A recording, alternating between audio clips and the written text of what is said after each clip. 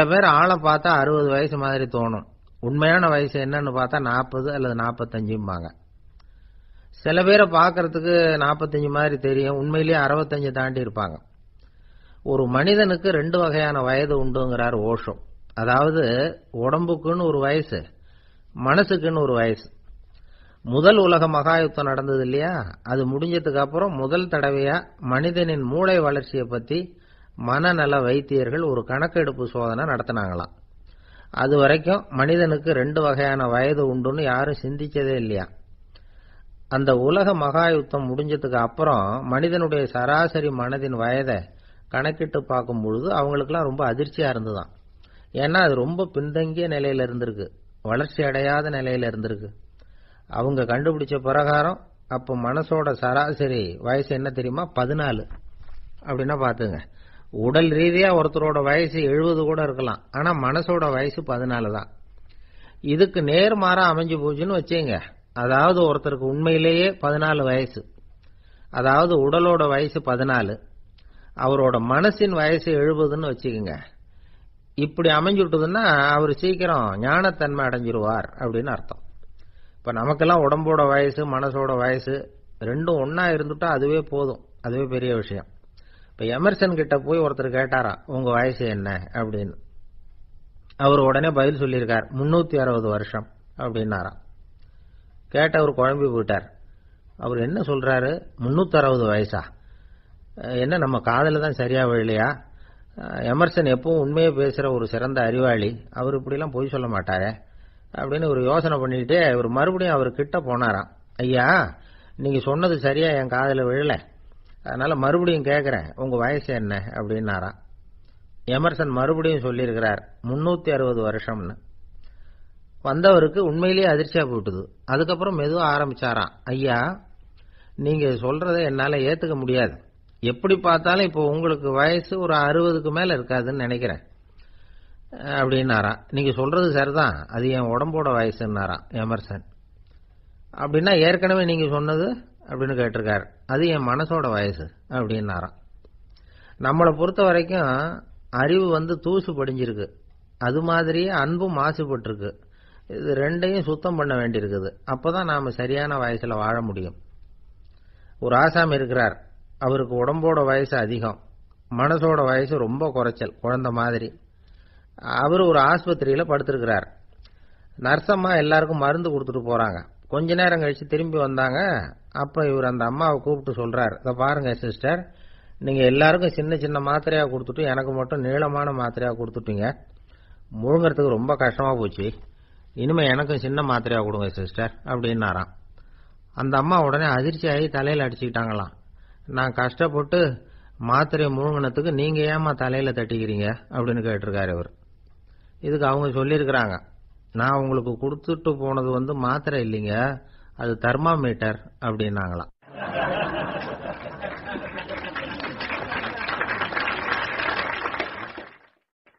எனக்கு ஒரு உதவி செய்யணும் அப்படின்னு நம்மளை பார்த்து ஒருத்தர் கேட்கிறாருன்னு வச்சுங்களேன், உடனே நாம அவரை பார்த்து என்ன உதவின்னு கேட்போம். இதுதான் சராசரி மனிதர்களின் இயல்பு. ஆனா ஒருத்தர் எனக்கு ஒரு உதவி செய்யணும் அப்படின்னு கேட்ட உடனே என்ன உதவின்னு கூட கேட்காம சரி செய்யறேன் அப்படின்னு ஒத்துக்கிறது இருக்கு பாருங்க, அது கொஞ்சம் அபூர்வம். அந்த காலத்துல ஒருத்தர் இருந்தார். அவர் எப்படி தெரியுமா, உதவி கேட்கறவங்க நல்லவங்களா கெட்டவங்களா அப்படின்னு கூட பார்க்கல, தனக்கு நன்மையா தீமையா அப்படின்னு கூட பார்க்கல, உதவி செய்யறேன்னு புறப்பட்டுட்டார். அவர் யார் தெரியுமா, அவர் தான் நல சக்கரவர்த்தி. அவர் மாதிரி நாமும் உதவி கேட்கறவங்களுக்கு உடனே உதவி செய்யறதுக்கு தயாரா இருக்கணும் அப்படின்னு சொன்னார் ஒரு ஆன்மீக பேச்சாளர். நல சரித்திரத்தை அவர் சொல்லிட்டு இருந்தார். இந்திரன், அக்னி, வருணன், யமன், இவங்க 4 பேரும் நலனை பார்த்து எங்களுக்கு நீ உதவி செய்யணும், எங்களுக்காக நீ தூது போகணும் அப்படின்னு கேட்கறாங்க. யாருகிட்ட தூது போகணும், என்ன காரியத்துக்காக போகணும் அப்படின்னு கேட்கணும்ல. நலன் அப்படி கேட்கவே இல்லை, உடனே சரின்னு ஒத்துக்கிறான். அதுக்கப்புறம் அவங்க விவரம் சொல்றாங்க, என்ன உதவி, யாருகிட்ட தூது போகணும் அப்படிங்கிற விவரத்தை சொல்றாங்க.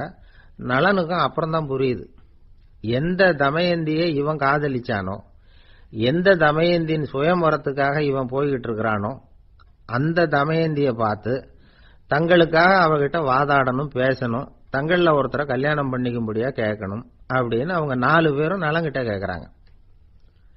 இத கேட்டதும் நலன் கொஞ்சம் கூட முகம் சுளிக்கல, பதட்டப்படல. நேரா தமயந்தி கிட்ட போறான். இந்திரன், அக்னி, வருணன், யமன் இவங்களோட சிறப்புகளை எடுத்து சொல்றான். இவங்கள ஒருத்தரை கல்யாணம் பண்ணிக்கலாம் அப்படின்னு சொல்லி கேட்டுக்கிறான். ஆனா இதுக்கு தமயந்தி சம்மதிக்கல. சுயம்வரம் நடக்குது. அவ நலனை தேர்ந்தெடுக்கிறா.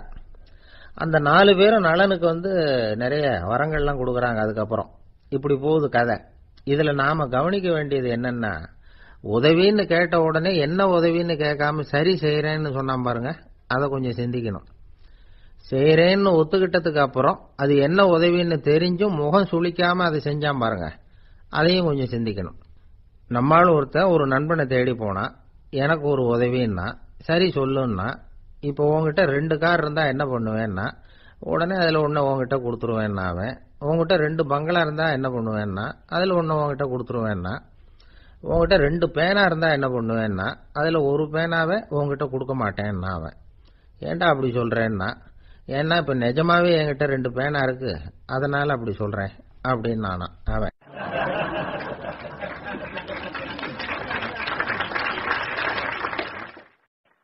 தானத்துல சிறந்தது எது அப்படின்னு ஒரு கேள்வியை கேட்டு, தானத்துல சிறந்தது நிதானம் அப்படின்னு அதுக்கு ஒரு பதிலும் சொல்றவங்க உண்டு.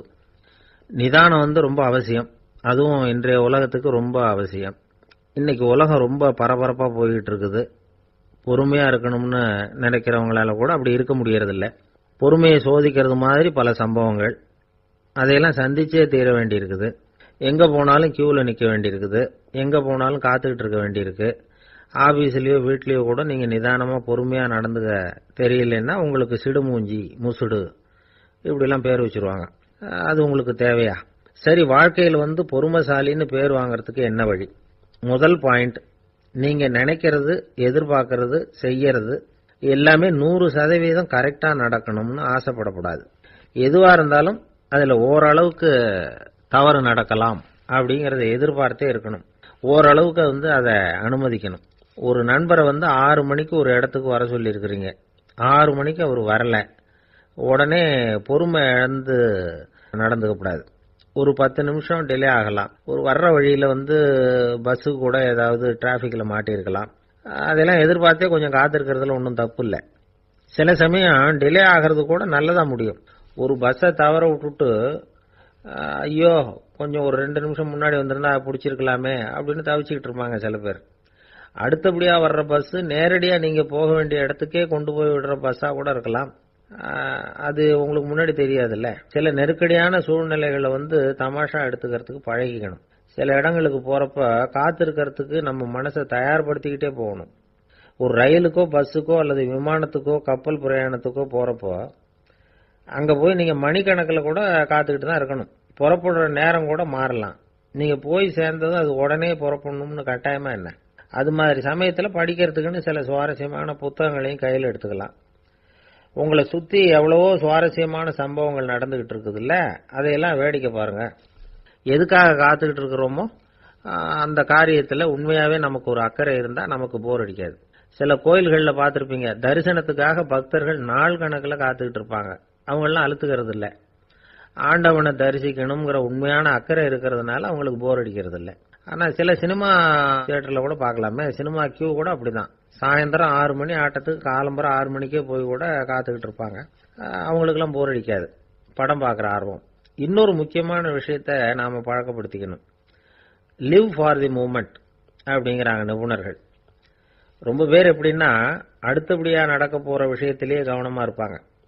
அந்த நினைப்புலயே இந்த நிமிஷத்தை பொறுமை இல்லாம கழிப்பாங்க. ஒருத்தர் இருக்கார், அவர் எப்படின்னா ஆபீஸ் முடியறதுக்குள்ளேயே சார் 5 மணிக்கெல்லாம் ரெடியா இருங்க, நாம அந்த ஹோட்டல்ல போய் டிஃபன் சாப்பிடணும் அப்படின்னு 4 மணிலேருந்து சொல்லிட்டு இருப்பார். 4:55க்கே பரபரப்பா ஓடி வருவார். 2 பேரும் புறப்படுவோம், ஹோட்டலுக்கு போவோம், சாப்பிட்டுக்கிட்டு இருப்போம். அப்படி சாப்பிட்டுட்டு இருக்கிறப்ப சார் சாப்பிட்டு முடிச்சதும் நேரா ஒரு ஜவுளி கடைக்கு போறோம் அப்படிம்பார். பரபரக்க சாப்பிட்டு முடிப்பார், புறப்படுவார். ஜவுளி கடையில அவசரமா சீக்கிரம் பில் போடுங்க சார், சினிமாவுக்கு நேரம் ஆயிடும் பாரு. சினிமா தியேட்டர்ல உட்காந்து அடுத்தபடியா எங்க டின்னர் சாப்பிடுறதுன்னு யோசனை பண்ணிட்டு இருப்பார். ராத்திரி படுக்கையில் விழுந்ததுக்கு அப்புறமும் நாளைக்கு காலையில் எழுந்திரிச்சதும் அதை பண்ணணும் இதை பண்ணணும்னு திட்டம் போட்டுக்கிட்டே இருப்பார். அதாவது எப்பவும் அடுத்த நிமிஷம், அடுத்த நாள், அடுத்த வாரம், அடுத்த வருஷம், இதுதான் அவங்க சிந்தனை. இந்த நிமிஷம் என்ஜாய்மெண்ட்டை அவங்க இழந்துடுறாங்களாம். அதனால தான் வாழ்நாள் பூரா பொறுமையின்மை, அவஸ்தை, அல்லல். அதனால நாம எல்லாரும் வாழ்க்கையில நிதானமா இருக்கிறதுக்கு கத்துக்கணுமா. அதுக்காக இந்த நிதானத்துக்கு வேற விதமான அர்த்தம் பண்ணிக்கப்படாது. ஒருத்தர் அப்படித்தான் ஒரு தடவை அவருடைய குதிரை காணாம போயிட்டு தான். அதுக்காக அவர் கவலைப்படல, நிம்மதியா இருந்தார், சந்தோஷமா இருந்தார். என்ன சார் இது, உங்க குதிரை திருட்டு போயிட்டுதுங்கிறீங்க, நீங்க கவலைப்படாம இருக்கிறீங்களே அப்படின்னு கேட்டாங்களாம். அதுக்கு அவர் சொல்லியிருக்கார், நல்ல வேளை சார், கட்டியிருந்த குதிரை காணாம போயிருக்குது. நான் அது மேல உட்கார்ந்து இருக்கிற சமயம் அது காணாம போயிருந்ததுன்னா, திருட்டு போயிருந்ததுன்னா நானும் சேர்ந்துல காணாம போயிருப்பேன் அப்படின்னாராம். எவ்வளவு நிதானமான ஆள் பாருங்க.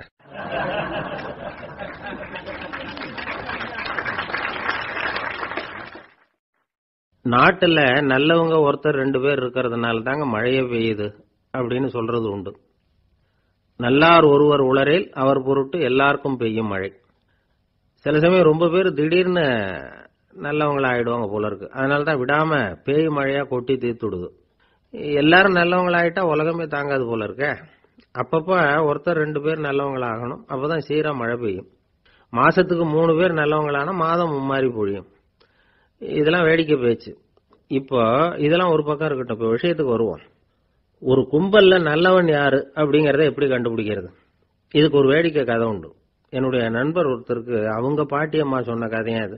அது என்ன கதைன்னா, ஒரு ஊர்ல ஒரு சமயம் பலமான மழை பெய்ய ஆரம்பிச்சுட்டுதான். இடி மின்னல் ரொம்ப கடுமையா இருந்திருக்குது. ஆரம்பிச்ச மழை வர வர கடுமையா ஆகிட்டு இருக்குதே தவிர நிக்கிற பாடா தெரியல.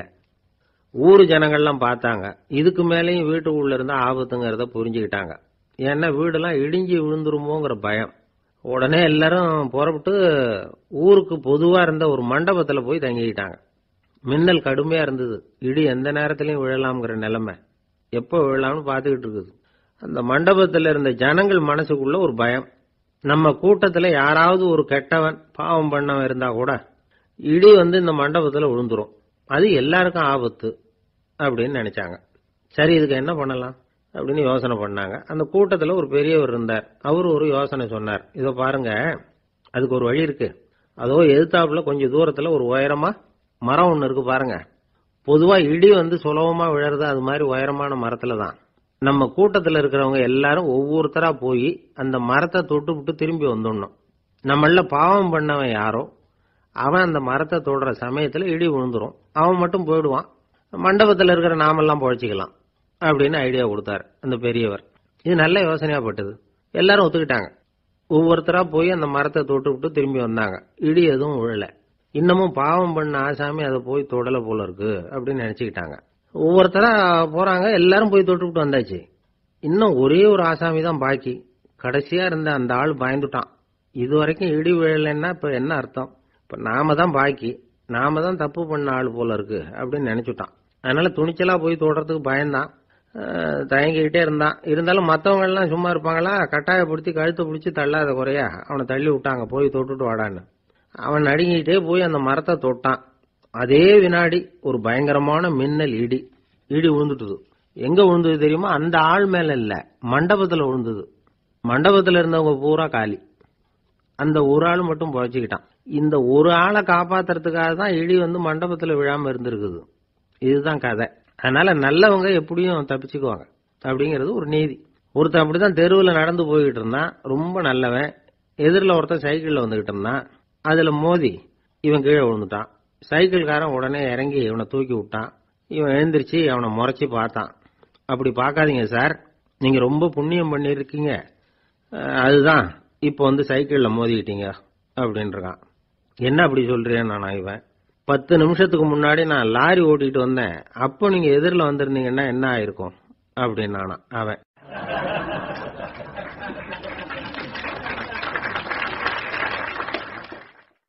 ஒரு ஊர்ல ஒரு ஆள் இருந்தான், தையல் கடை வச்சிருந்தான். அவங்கிட்ட ஒருத்தன் ஒரு சட்டை துணி எடுத்து கொடுத்து தைக்க சொல்லியிருந்தான். வர்ற சனிக்கிழமை வா, வாங்கிட்டு போ அப்படின்னு அவன் சொல்லியிருந்தான். அதே மாதிரி இவன் வந்தான். அவன் தச்சு வச்சிருந்த சட்டையை கொடுத்தான். இவன் வாங்கி அங்கேயே போட்டு பார்த்தான். கை நீளம் ஒண்ணுக்கு ஒண்ணு வித்தியாசமா இருந்தது. வலது கை இடது பக்கத்தை விட நீளம் குறைச்சலா இருந்தது. அவன் முணுமுணுக்க ஆரம்பிச்சுட்டான், என்ன இது இப்படி தைச்சுட்டியேன்னு. இதுக்கு அவன் சொன்னான், ஐயோ இதுக்காகவா சங்கடப்படுறீங்க, வலது கையை மட்டும் கொஞ்சம் உள்ள இழுத்தாப்புல வச்சுக்கிட்டீங்கன்னா சரியா போகுது. மற்றபடி அந்த சட்டையில உள்ள கலை அம்சத்தை கவனிங்க, எவ்வளவு அற்புதமா தச்சிருக்கேன் பாருங்க. ஒரு சின்ன குறைய இப்படிலாம் பொருட்படுத்த வேண்டியதில்லை. நான் சொன்னது மாதிரி கையை கொஞ்சம் உள்ள இழுத்தது மாதிரி வச்சுக்கிட்டு நடந்து போங்க, ஜோரா இருக்கும் அப்படின்னா. அவனும் யோசிச்சு பார்த்தான். சரியான யோசனையா தான் தோணுச்சு. கொஞ்சம் முயற்சி பண்ணி வலது கையை கொஞ்சம் உள்ள இழுத்து சட்டை சரியா இருக்கிறது மாதிரி பண்ணிட்டான். இப்ப மறுபடியும் ஒரு பிரச்சனை. வலது கையை உள்ள இழுத்த மாதிரி அப்படியே வச்சுக்கிட்டதும் முதுகு பக்கம் கொஞ்சம் துணி தளர்த்தியா தொங்குறது மாதிரி தெரிஞ்சது. என்ன இது, முதுகு பக்கம் துணி குவிஞ்சுட்டுதே, தொங்குதே அப்படின்னா மறுபடியும், அடடா இதுக்காகவா கவலைப்படுறீங்க, உடம்ப அதுக்கு தகுந்த மாதிரி கொஞ்சம் வளைச்சிக்கிட்டா சரியா போடுது. இதுக்காக அந்த அழகான தையலை பிரிச்சு அதுல உள்ள கலை அம்சத்தை கெடுக்கிறதுக்கு என் மனசு இடம் தரல. எவ்வளவுக்கு தளர்த்தியா இருக்கோ அவ்வளவுக்கு கொஞ்சம் உடம்ப வளைச்சி அப்படி குனிஞ்சது மாதிரி போங்க போதும் அப்படின்னா. அதுவும் நல்ல யோசனையா தான் பட்டுது இவனுக்கு. சரின்னு சொல்லிவிட்டு புறப்பட்டான். தெருவில் இறங்கினான். கையை கொஞ்சம் உள்ள இழுத்தான், உடம்ப கொஞ்சம் முன்னால வளைச்சான், சட்டைக்கு தகுந்த மாதிரி உடம்ப பண்ணிட்டான். மெதுவா நடந்து போறான். இப்போ எதிரில் இன்னொருத்தன் வரான். இவனை பார்க்கறான். இவன் போட்டிருக்கிற சட்டையை பார்க்கறான். ஆஹா அற்புதம்ங்கிறான். சும்மா சொல்லப்படாது, ரொம்ப நல்லா இருக்கு. நிச்சயமா இது இந்த ஊர் மேல தெருவில் இருக்கிற ஒருத்தன் இருக்கானே, அவன் தச்சதா தான் இருக்கணும் அப்படின்னா. இதை கேட்டதும் அவனுக்கு ஆச்சரியம். எப்படி அவ்வளவு கரெக்டா கண்டுபிடிச்சிங்க அப்படின்னு கேட்டிருக்கான். இதுக்கு அந்த வழிபோக்கன் சொன்னானா, அவன் ரொம்ப கெட்டிக்காரன். உங்களை மாதிரி உடம்பும் கையும் வளைஞ்சு போன ஒரு ஆசாமிக்கு அவனை தவிர வேற யாராலேயும் இவ்வளவு பொருத்தமான ஒரு சட்டையை தைக்க முடியாது அப்படின்னானா. பாருங்க, அவனுக்காக இவன் அனுசரிக்க போய் இவனோட நிலைமை எப்படி ஆயிட்டுது பாருங்க. இதே மாதிரி தான் சில சடங்குகளும் சம்பிரதாயங்களும் நம்மளை கோமாளி ஆக்கி விட்டுரும். எதுவா இருந்தாலும் அதுல அறிவுபூர்வமான அணுகுமுறை அவசியம். ஒரு நர்ஸ் அவசரமா ஓடி டாக்டர் கிட்ட சொல்லிச்சான், டாக்டர் ஒரு தப்பு நடந்து போச்சு, 10ஆம் நம்பர் பெட்ல இருக்கிற பேஷண்ட்டுக்கு காலில் ஆபரேஷன் பண்றதுக்கு பதிலாக கையில் ஆபரேஷன் பண்ணி விட்டீங்க. கை ஆபரேஷன் பண்ணிக்க வேண்டிய ஆள் 7ஆம் நம்பர் பெட்ல இருக்கார் அப்படின்னு தான். அதுக்கு இவர் பதட்டப்படாம சொன்னாராம், பரவாயில்ல இவரை தூக்கி 7ஆம் நம்பர் பெட்ல போட்டுரு அப்படின்னாராம்.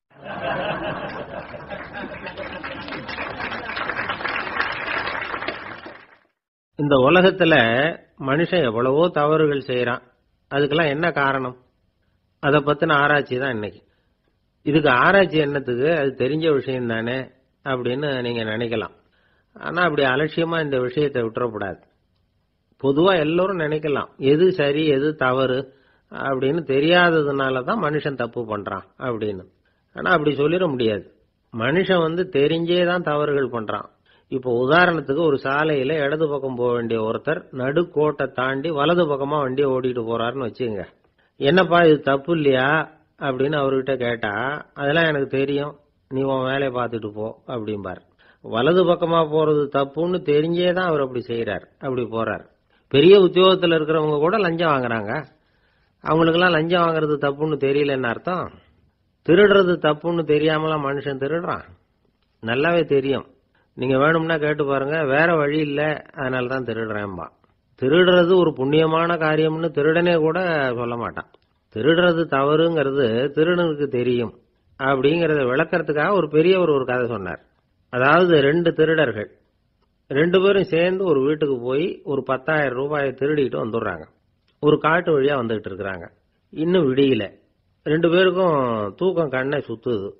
சரி இப்படியே ஒரு மரத்தடியில படுத்து தூங்குவோம், காலையில விடிஞ்சதும் இந்த பணத்தை 2 பேரும் பங்கு போட்டுக்குவோம் அப்படின்னு முடிவு பண்றாங்க. அதே மாதிரி படுத்து தூங்குறாங்க. நடு ராத்திரியில ஒரு திருடன் முழிச்சுக்கிறான்.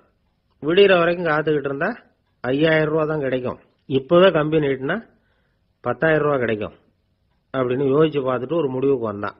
மெதுவா அந்த 10,000த்தையும் சுருட்டிக்கிட்டு அடுத்தவனுக்கு தெரியாம ஓடி போயிட்டான். விடியுது. அடுத்தவன் எழுந்திரிச்சு பாக்குறான், பணத்தையும் காணல பாகஸ்தனையும் காணல. இந்த திருடன் அந்த திருடனை திட்டுறான், திருட்டு பய, அயோக்கிய பய, இப்படி அநியாயமா கிளப்பிட்டு போட்டானே அப்படிங்கிறான். இதுல இருந்து என்ன தெரியுது? தெரியாம எடுத்துக்கிட்டு போறது திருட்டு, அயோக்கியத்தனம், அநியாயம் அப்படிங்கறது இவனுக்கு தெரிஞ்சிருக்குது. அதனாலதான் அடுத்தவனை பார்த்து இப்படி திட்டுறான். அதனால தெரியாததுனால மனுஷன் தவறு பண்றான்னு சொல்றது சரியில்லை.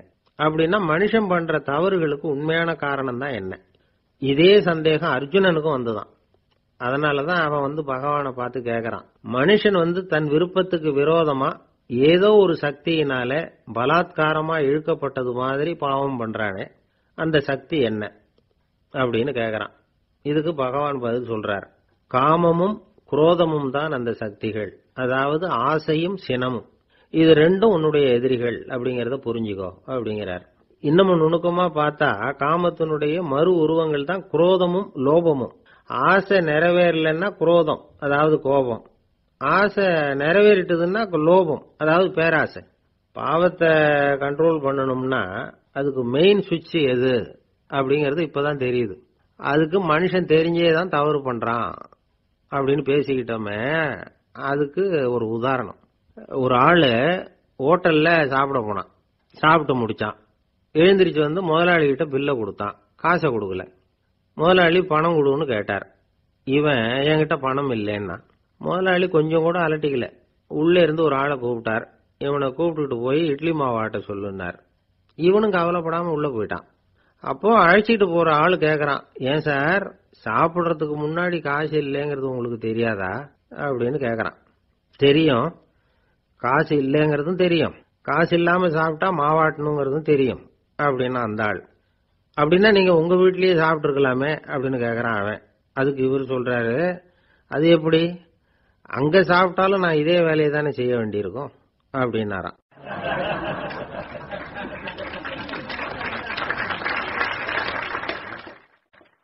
கப்பல் கடல்ல போய்கிட்டு இருக்கு. புயல், சூறாவளி, அலையெல்லாம் பெருசு பெருசா ரொம்ப உயரமா உண்டாகுது. கடுமையான காற்றிலேயும் வேகமான அலைகள்லேயும் சிக்கி அந்த கப்பல் தடுமாறுது. திசை மாறி போச்சு. எந்த பக்கம் போயிட்டு இருக்கிறோம்னே தெரியல. அந்த கப்பலை செலுத்திக்கிட்டு இருந்த மாலுமி ரொம்ப சாமர்த்தியமா செயல்பட்டார். தன்னுடைய அறிவாற்றலையும் திறமையையும் முழுமையா பயன்படுத்தினார்.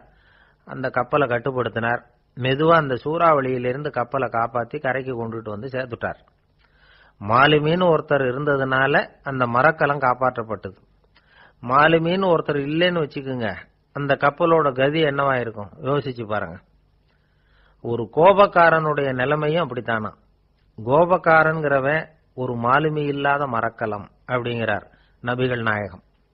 கொந்தளிக்கிற கடல்ல கொடுமையான அலைகளின் உச்சியில அல்லல் படுகிற மரக்கலத்தை விட மோசமானது கோபக்காரனின் நிலைமை அப்படிங்கிறது அவருடைய கருத்து. அது மாதிரி இதுன்னு சொல்லல, அதை விட மோசம் இது அப்படிங்கிறார். ஏன் தெரியுமா? ஒரு கப்பல் கடல்ல தடுமாறினா அதை சரிப்படுத்த மாலுமி இருக்கிறார். அவர் தன்னுடைய சாமர்த்தியத்தினால அதை கட்டுப்படுத்தி சரியான வழிக்கு கொண்டுட்டு வந்துருவார். ஆனா கோபக்காரனுடைய நிலைமை அப்படி இல்லை அப்படிங்கிறார் நபிகள் நாயகம்.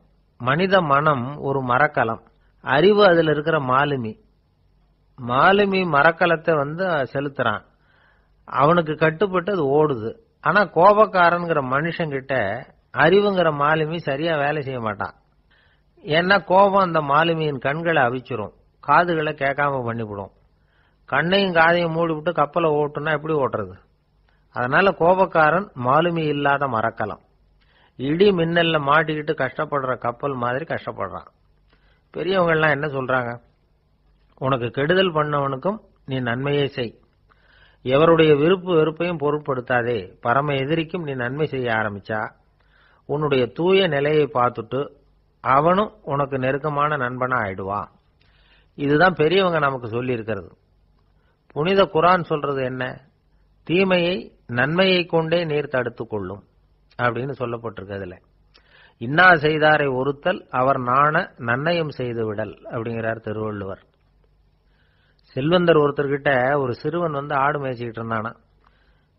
பெரியவர் அவனை கூப்பிட்டு, நீ நேரா போய் ஒரு ஆட்டுல உள்ள ரொம்ப நல்ல பகுதி எதுவோ அதை எடுத்துக்கிட்டு வா அப்படின்னாராம்.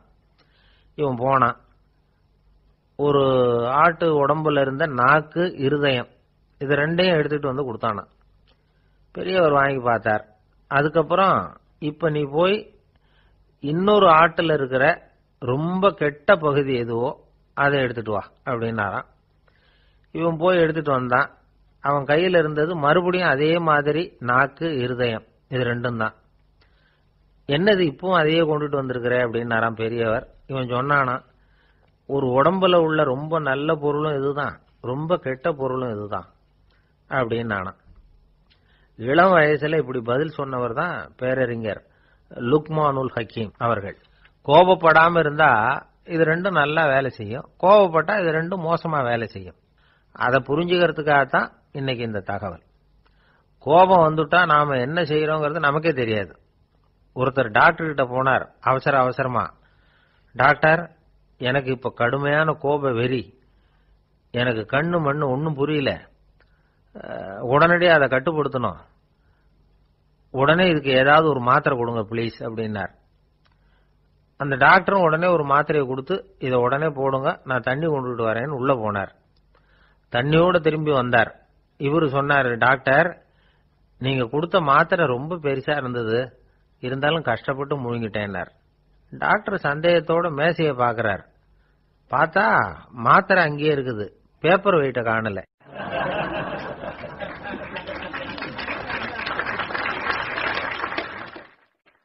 நம்மள மாதிரி ஒரு ஆசாமி அவன் நம்மள மாதிரியே கற்பனை பண்ணான். அதாவது நாம தான் இந்த உலகத்துல ரொம்பவும் கஷ்டப்படுறோம், மற்றவங்க எல்லாம் சந்தோஷமா இருக்கிறாங்க அப்படின்னு அவன் நினைச்சுக்கிட்டான்.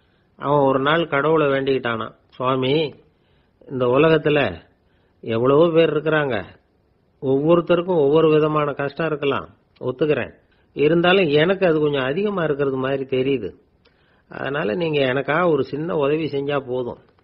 அது வேற ஒண்ணும் இல்ல, என்கிட்ட இருக்கிற துயரங்களை இன்னொருத்தர் யாருகிட்டயாவது கொடுத்துருங்க, அவர்கிட்ட இருக்கிற துயரங்களை என்கிட்ட மாத்தி கொடுத்துருங்க, ஒரு மியூச்சுவல் டிரான்ஸ்பர், அவ்வளவுதான், அப்படி பண்ணிவிட்டா போதும் அப்படின்னு வேண்டிக்கிட்டானா. அன்னைக்கு ராத்திரியே அவன் ஒரு கனவு கண்டிருக்கான். வானத்திலிருந்து ஒரு குரல் கேட்டிருக்கு. அது என்ன சொல்லிச்சு தெரியுமா? ஏ ஜனங்களே, எல்லாரும் அவங்கவுங்க கஷ்டங்களை ஒரு பையில போட்டு எடுத்துக்குங்க, அப்படி எடுத்துக்கிட்டு நேரா இந்த ஊர் எல்லையில இருக்கிற கோயிலுக்கு வந்து சேருங்க அப்படின்னு அந்த குரல். ஆஹா, கடவுள் நம்ம பிரார்த்தனைக்கு செவி சாய்ச்சுட்டார் அப்படின்னு சந்தோஷப்பட்டான் இவன். உடனே என்ன பண்ணா, தன்கிட்ட இருந்த கஷ்டத்தையெல்லாம் ஒரு சாக்கு பையில போட்டு எடுத்துக்கிட்டான். வீட்டை விட்டு வெளியில வந்தான். தெருவில் இறங்கி நடக்கிறான். அங்க பார்த்தா ஏகப்பட்ட பேர் ஆளுக்கு ஒரு பைய தூக்கிக்கிட்டு கோயிலுக்கு போயிட்டு இருக்கிறாங்க. சில பேர் மூட்டையா கட்டி தலையில சுமந்துக்கிட்டு போயிட்டு இருக்கிறாங்க. இவன் பார்த்தான். இவனுக்கு ரொம்ப ஆச்சரியமா இருந்தது. ஏன்னா எல்லாரும் வச்சிருக்கிற பைய இவன் பைய விட பெருசா இருந்தது. இவன் பை தான் இருக்கிறதுலயே கொஞ்சம் சின்னதா தெரிஞ்சது. இப்ப அவன் மறுபடியும் சாமியை வேண்டிக்கிட்டான், கடவுளே, இப்ப உள்ள சூழ்நிலையை கவனிச்சா என்கிட்ட இருக்கிற பையே பரவாயில்லன்னு தோணுது, அதனால வேற பைய எதையும் மாத்த வேணாம், இதுவே பரவாயில்ல, இந்த பையோட திரும்பி வீட்டுக்கு போனா போதும்னு நினைக்கிறேன் அப்படின்னு ஏதோ நினைக்க ஆரம்பிச்சுட்டான் அவன். எல்லாரும் கோயிலுக்கு போய் சேர்ந்தாங்க. கோயில்ல அந்த குரல் மறுபடியும் கேட்டுது. எல்லாரும் அவங்கவுங்க பைகளை சுகத்துல தொங்க விடுங்க, திடீர்னு விளக்குகள் அணையும், மணி அடிக்கப்படும், அதுதான் அடையாளம்.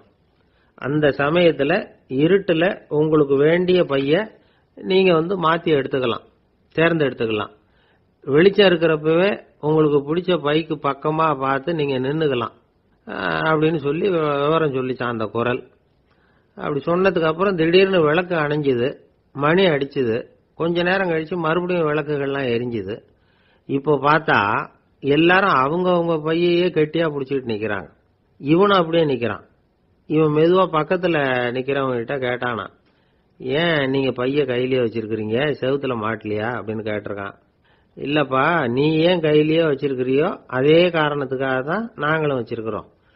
நம்ம கவலைகளை பத்தி நமக்கு ஓரளவுக்காவது தெரியும், ஆனா மற்றவங்க கவலைகள் நமக்கு பரிச்சயம் இல்லாதவை, பழக்கம் இல்லாதது.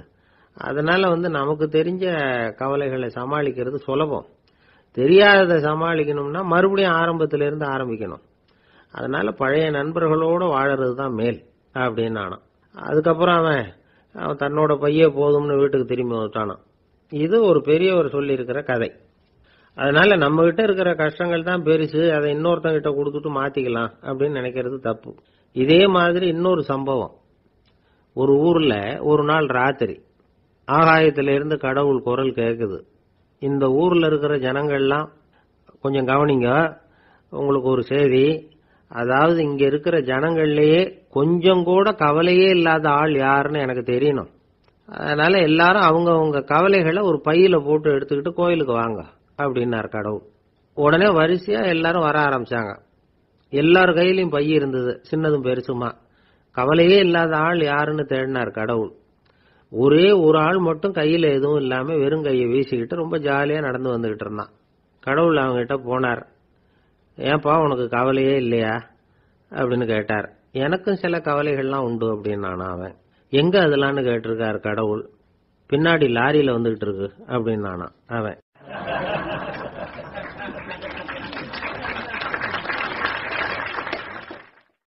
இன்றைக்கு பல பேர் உயில் எழுதி வைக்கிறாங்கல்ல.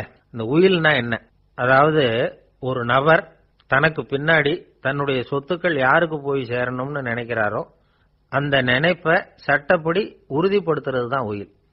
சரி, உயிலை யாரு எழுதலாம்? 18 வயசு பூர்த்தியான யாரும் உயில் மூலமா சொத்துக்களை விநியோகிக்கலாம். கண் பார்வை இல்லாதவங்க, காது கேளாதவங்க, வாய் பேச முடியாதவங்க, இவங்கெல்லாம் கூட உயில் எழுதி வைக்கலாம். புத்தி சுவாதீனம் இல்லாதவங்க கூட சில சமயம் புத்தி தெளிவா இருந்தா உயில் எழுதலாமா. குடிபோதையில் இருக்கிறவங்க, தாங்கள் என்ன செய்யறோங்கிறது தெளிவா அறிய முடியாதவங்க, நோய் நொடியில் இருக்கிறவங்க, இவங்கெல்லாம் உயில் எழுத முடியாது. ஒருத்தரை நிர்பந்தப்படுத்தி ஏமாத்தி அல்லது சுய நினைவில்லாத ஒருத்தர்கிட்ட எழுதி வாங்கி வைக்கிற உயில் செல்லாது. உயில இந்த முறையில தான், இந்த படிவத்துல தான் எழுதணும்னு சட்டத்துல விதி எதுவும் கிடையாது. இதுக்கு முத்திரை கட்டணமும் கிடையாது. உயில வெற்று காகிதத்துல எழுதலாம். அச்சடிக்கணும், டைப் அடிக்கணுங்கிற அவசியம் கூட இல்ல. கையாலேயே கூட எழுதலாம். எழுதி இருக்கிறது புரியணும், அவ்வளவுதான். குறைந்தபட்சம் 2 சாட்சிகளை வச்சுக்கிட்டு உயில் எழுதுறவர் அதுல கையெழுத்து போடணும். கையெழுத்து போட தெரியாதுன்னா இடது கை பெருவிரல் ரேகை வைக்கலாம்.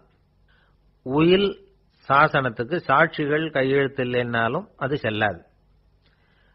அப்புறம் பிரிவிலேஜ்டு வில் அப்படின்னு இருக்கு, அதுக்கு மட்டும் சாட்சிகள் தேவையில்லை. அது என்னன்னா, இந்த விமானப்படை, கப்பல் படை அல்லது யுத்தத்துல பணிபுரியும் நபர்கள் அவங்கெல்லாம் இருக்கிறாங்க இல்லையா, அப்படிப்பட்டவங்க எழுதுற உயில் அது. அதுக்கு சில விசேஷ சலுகைகள் உண்டு. ஒருத்தர் முதல்ல ஒரு உயில் எழுதி வைக்கிறார், அதுக்கப்புறம் மனசு மாறி போகுது, அது வேணாம்னு நினைக்கிறார், ரத்து செஞ்சுடலாம். அதுக்கப்புறம் வேற உயிலும் எழுதலாம். உயிரோட இருக்கிற வரைக்கும் எத்தனை தடவை வேணும்னாலும் உயில் எழுதலாம். கடைசியா எழுதப்பட்ட உயில் சட்டப்படி சரியா இருந்தா அதுதான் அமலுக்கு வரும். சரி, எழுதுற உயில ரகசியமா வச்சிருக்கிறது எப்படி? இது ஒரு கேள்வி. இதுக்கு என்ன செய்யணும்னா, ஒருத்தர் உயில எழுதினதுக்கு அப்புறம் அவர் தானாவோ அல்லது அங்கீகரிக்கப்பட்ட முகவர் மூலமாகவோ, அதாவது ஒரு ஏஜென்ட் மூலமாகவோ, ஒரு கவர்ல போட்டு சீல் வச்சு கவர் மேல தன்னுடைய பெயரை எழுதி அல்லது அந்த ஏஜென்ட் பெயரை எழுதி கவர் மேல என்ன அடக்கம் செய்யப்பட்டிருக்கு, உள்ள என்ன இருக்கு அப்படிங்கிற விவரம்லாம் எழுதி சார் பதிவாளர்கிட்ட ஒப்படைக்கலாம். இதுக்கு கட்டணம் உண்டு. அதுக்கப்புறம் எப்ப தேவைப்படுதோ அப்போ ஒரு மனு கொடுத்து அந்த கவரை திரும்ப வாங்கிக்கலாம். இப்ப எழுதுற உயில இவ்வளவு நாளுக்குள்ள பதிவு செய்யணுங்கிற கால வரையறை உண்டா அப்படின்னு ஒரு கேள்வி வரலாம் இல்லையா? எப்ப வேணும்னாலும் பதிவு செய்யலாம். நம்மால் ஒருத்தர் ஒரு நாள் ரொம்ப அவசரமா வந்தார். இந்த உயில் எழுதுறது சம்பந்தமா பூரா விவரமா எனக்கு உடனே தெரியணும்னார். நான் உடனே அவரை வக்கீல் ஒருத்தர்கிட்ட அழைச்சிட்டு போனேன். இவர் அவர்கிட்ட எல்லா விவரமும் கேட்டு தெரிஞ்சுக்கிட்டார். ரொம்ப தேங்க்ஸ்ன்னு சொல்லிவிட்டு 2 பேரும் வெளியில வந்தோம். அதுக்கப்புறம் இவர்கிட்ட கேட்டேன், ஆமா இவ்வளவு விவரமா கேட்கறீங்களே, உங்களுக்கு எத்தனை பிள்ளைங்க சார் அப்படின்னு கேட்டேன். 6 பேர் சார் அப்படின்னார். சரி, இருக்கிற சொத்து எவ்வளவுன்னு கேட்டேன். அதை இனிமே தான் சம்பாதிக்க போறேன் அப்படின்னார்.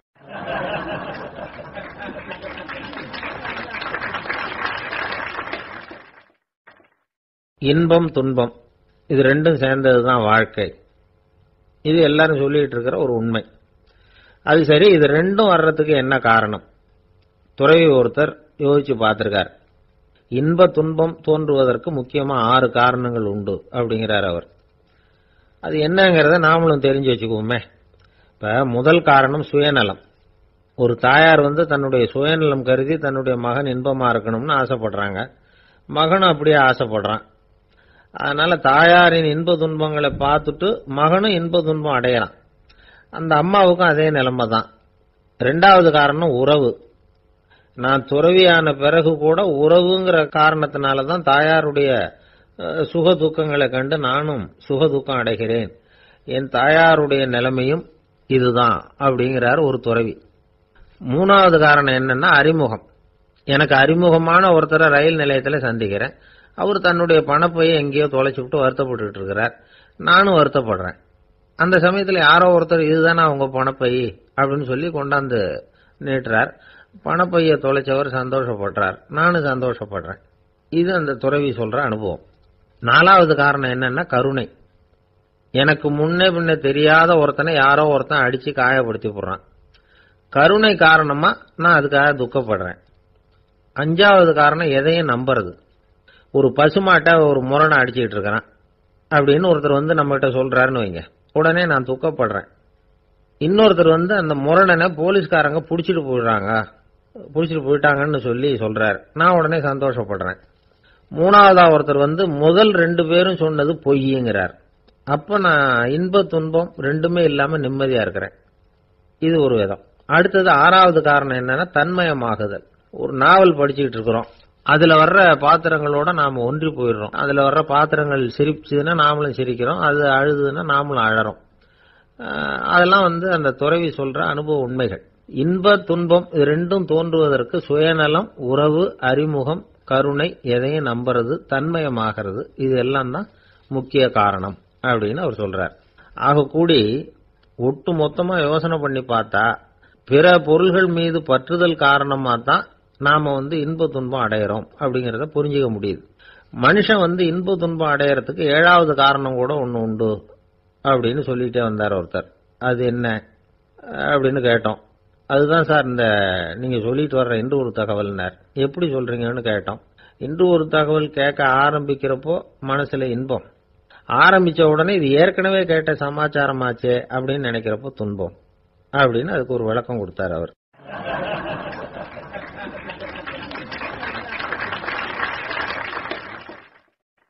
ஒரு நாள் காலை நேரம் ஒரு குரு படுக்கையை விட்டு எழுந்திருக்கிறார்.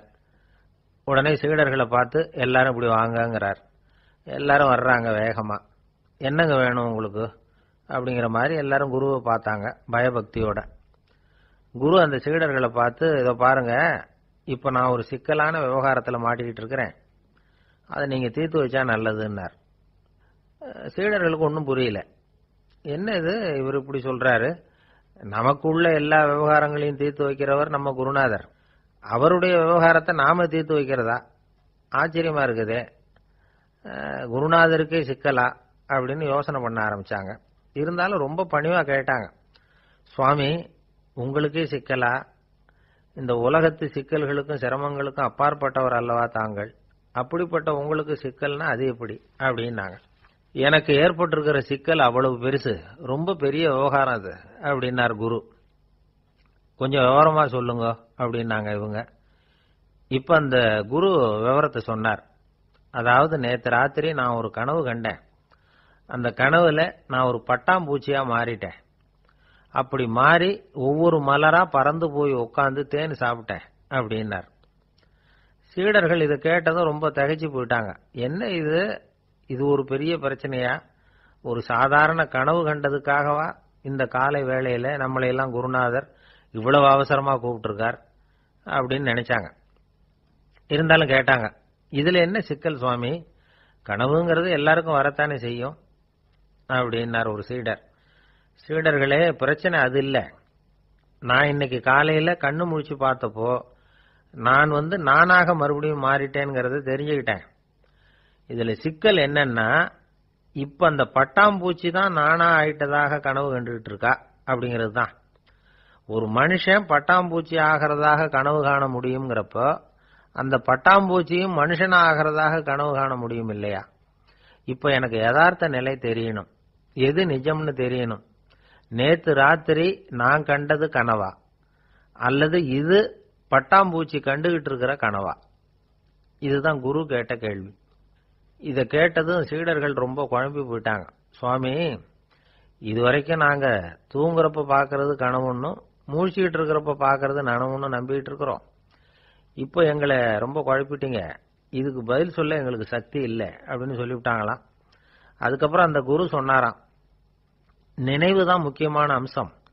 முடிவு கட்டம்னா பகலின் நினைவுகளை விட இரவின் கனவுகளே ரொம்ப உண்மை. ஒருத்தன் தூங்க போனா தூங்கிக்கிட்டே இருந்தா அவன் காணும் கனவு பொய்ங்கிறத அவன் உணர மாட்டான். ஒவ்வொரு கனவும் காணும் பொழுது அது ரொம்ப உண்மையா தான் தெரியுது. ஒரு கனவு கூட உண்மை இல்லைன்னு கனவுல தோன்றுவதே இல்லை அப்படின்னார் குரு. அகில வாழ்வு அத்தனையும் சொற்பனம் கண்டாய் அப்படிங்கிறார் தாயுமானவர். ஆகையினால நம்ம கனவுலேருந்து நாம என்னைக்கு முழிச்சுக்க போறோம் அப்படிங்கிறது தான் ஒரு முக்கியமான கேள்வி. ஒருத்தர் வந்தார், காலில் கட்டோட வந்தார். என்னங்க காலில் கட்டுன்னு? சார், நேற்று ராத்திரி தூக்கத்தில் எங்க வீட்டு கூரையில ஏணியை சாத்தி வச்சு இறங்கினப்போ வழுக்கி விழுந்து காலை உடைச்சுக்கிட்டேன்னார். உங்க வீட்டில் தான் ஏணியே கிடையாது சார் அப்படின்னு. உண்மைதான் சார், நான் கீழே விழுந்து முழிச்சுக்கிட்டதுக்கு அப்புறம் தானே ஏணி இல்லைங்கிறது எனக்கு ஞாபகம் வந்தது அப்படின்னார்.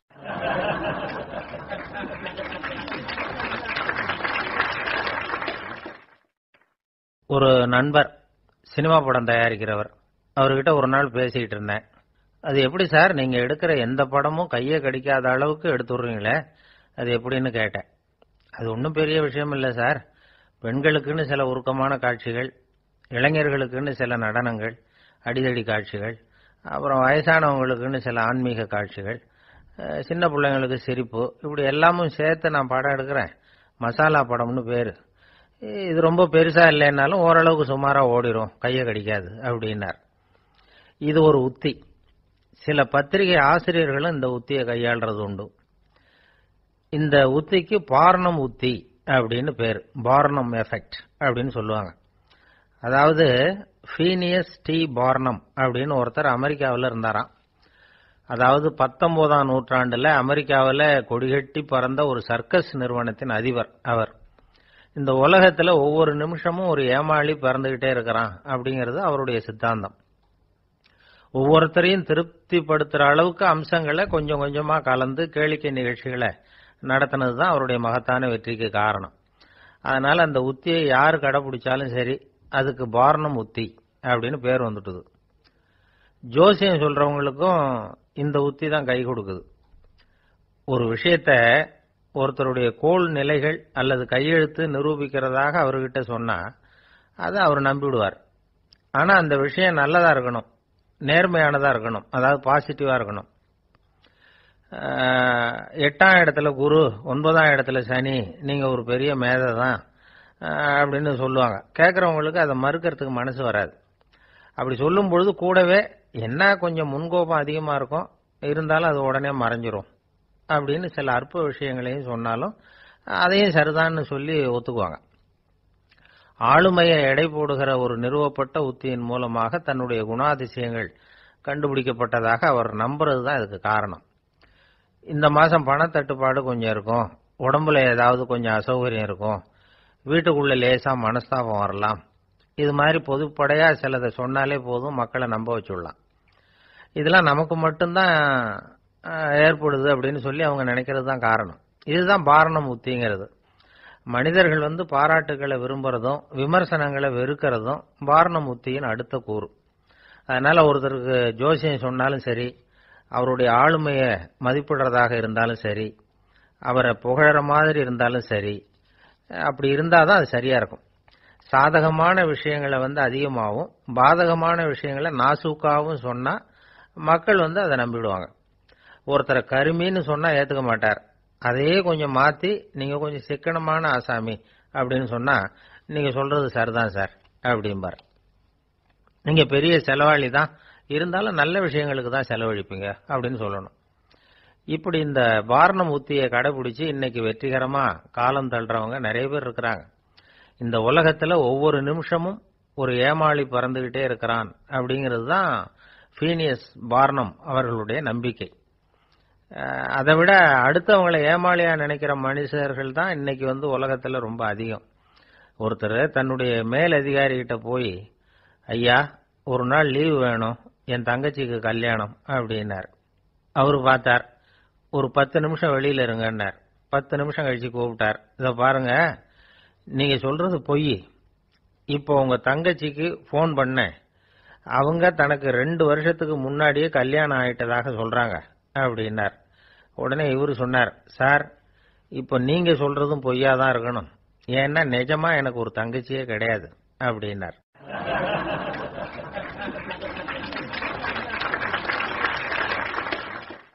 ஒரு பெரிய அரசன் இந்த உலகம் பூராவையும் ஆண்டுகிட்டு இருந்தான். ரொம்ப காலம் அப்படி அரசாட்சி பண்ணிட்டு இருந்தான். திடீர்னு அவனுக்கும் சில எதிரிகள் முளைச்சாங்க. அவங்க எல்லாம் ஒண்ணு சேர்ந்து இவனை தோற்கடிச்சுட்டாங்க. தோத்து போனது இவனுக்கு பயம் வந்துட்டுது, எங்க எதிரிகள் நம்ம கொன்னுடுவாங்களோ அப்படின்னு. வெளியில வந்தா தனக்கு ஆபத்துன்னு பயந்துகிட்டு யாருக்கும் தெரியாம ஒரு குகைக்குள்ள போய் பதுங்கி கிடக்குறான். நிலைமைய பாருங்க. முதல் நாள் அரண்மனையில அதிகாரம் பண்ணிக்கிட்டு இருந்தவன் மறுநாள் குகையில பயந்து போய் பதுங்கி கிடக்குறான். ராத்திரி நேரம் வந்தது, பசி வயத்தை கிள்ளுது, பிச்சை எடுத்து சாப்பிட வேண்டிய நிலைமை. பிச்சை எடுக்கிறதுக்கு பாத்திரம் வேணுமே, என்ன பண்றது அப்படின்னு அங்கேயும் இங்கேயும் பாக்குறான். ஒரு மூலையில யாரோ விட்டுட்டு போன ஒரு ஓடு கிடக்குது, அதை எடுத்துக்கிட்டு புறப்பட்டான். இருட்டுல வழி புரியல, ஏதோ ஒரு யூகத்துல காலை மெதுவா எடுத்து வச்சு நடந்து போயிட்டு இருக்கிறான். வழியில ஒரு கருப்பு நாய் படுத்து கிடந்தது. இருட்டுல அவன் இது கண்ணுக்கு சரியா தெரியல, அவனுக்கு தவறி போய் காலை வச்சுட்டான். அது மேல நாய் சும்மா இருக்குமா, வள்ளுன்னு விழுந்து கடிச்சு விட்டுது. காலை பாக்குறான், காலத்தையும் நினைச்சு பாக்குறான். அரண்மனையில வீரக்கழல் அணிந்த காலை உடைய மன்னா அப்படின்னு புகழ்வாங்களே புலவர்கள்லாம், ஆனா அது இன்னைக்கு நாய் கடிச்ச காலம் ஆயிட்டுதே அப்படின்னு நினைக்கிறான். அது மட்டும் இல்ல, முன்னாடி எல்லாம் பொற்கிண்ணங்கள்ல தான் அவன் சாப்பிடுவான். ஆனா இப்போ உடைஞ்சு போன ஓட்டு, அது ஓட்டை கையில வச்சுக்கிட்டு நிக்கிறான். அதுல ஏதாவது யாராவது சாப்பாடு போடுவாங்களான்னு. முன்னாடி எல்லாம் நிறைய பேர் அரண்மனைக்கு வருவாங்க, அரசருக்கு காணிக்கைன்னு சொல்லி இவன் காலடியில கொண்டாந்து கொட்டுவாங்க. அப்போலாம் இவன் அந்த ஜனங்களுடைய முகத்தை திரும்பி கூட பாக்குறது இல்ல, ரொம்ப கர்வமா உட்கார்ந்துருப்பான். அதே ஆளு இன்னைக்கு எல்லார் கண்ணிலையும் படுறது மாதிரி பிச்சை எடுத்துக்கிட்டு இருக்கிறான். அப்போலாம் காணிக்கைகளை தன்னுடைய கையால வாங்குறது தனக்கு கௌரவ குறைச்சல்னு நினைச்சு தன்னுடைய வேலைக்காரங்களை விட்டு தான் அதை வாங்க சொல்லுவான். இப்போ பாத்தீங்கன்னா அவனே தன் கையாலேயே பிச்சை வாங்குறான்.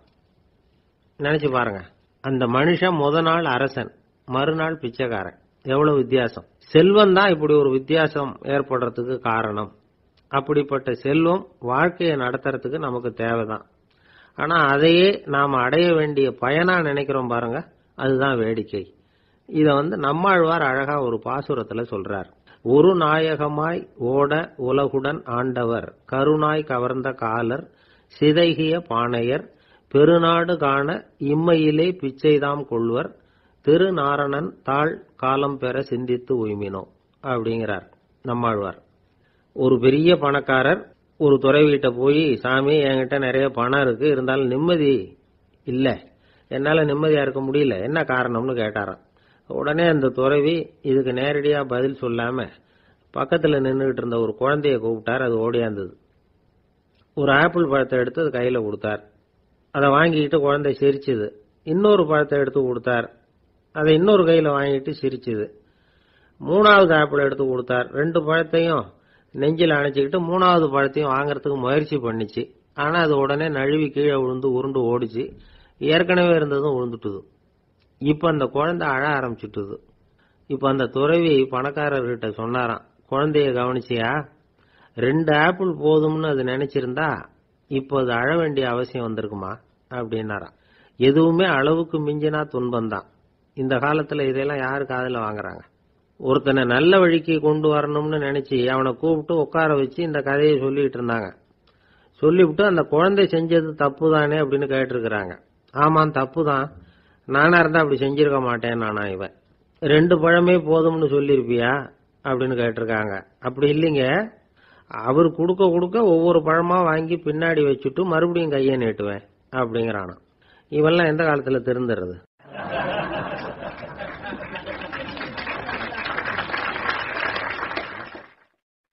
எனக்கு அதிர்ஷ்டமே இல்ல சார் அப்படின்னாரு ஒருத்தர்.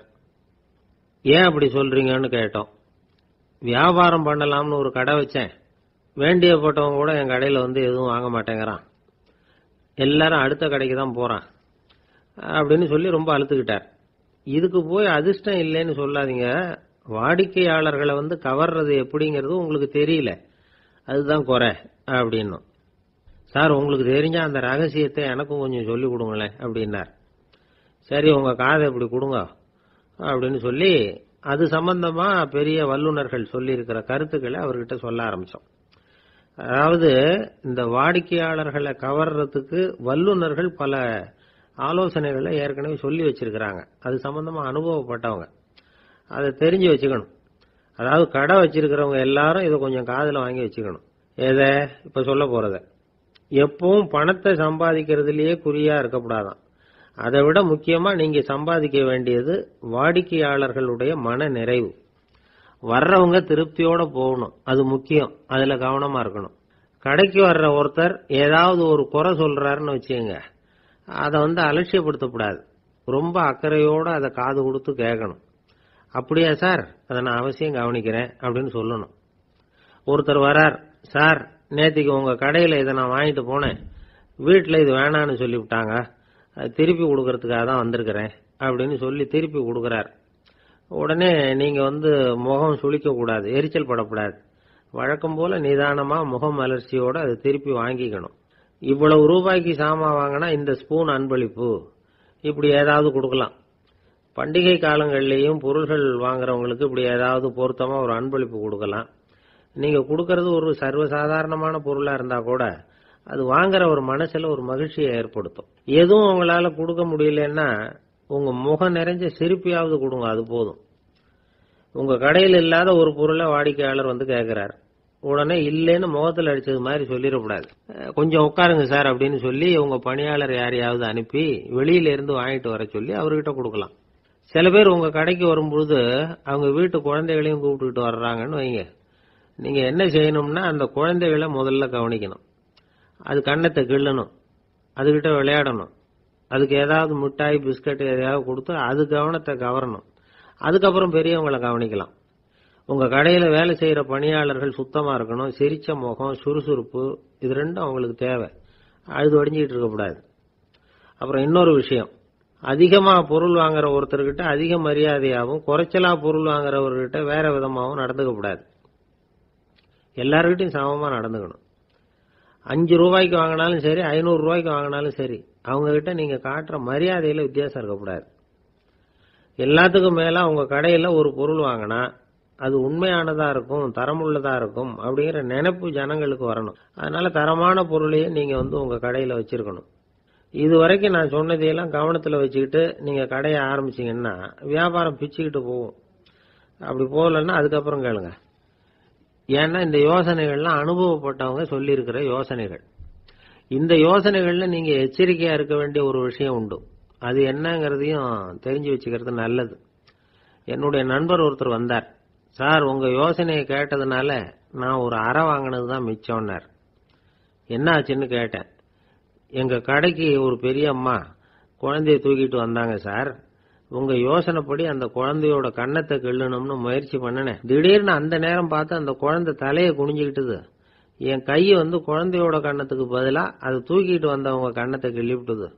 அதுதான் இப்படி ஆயிட்டுது அப்படின்னார், கண்ணத்தை தடவிக்கிட்டே.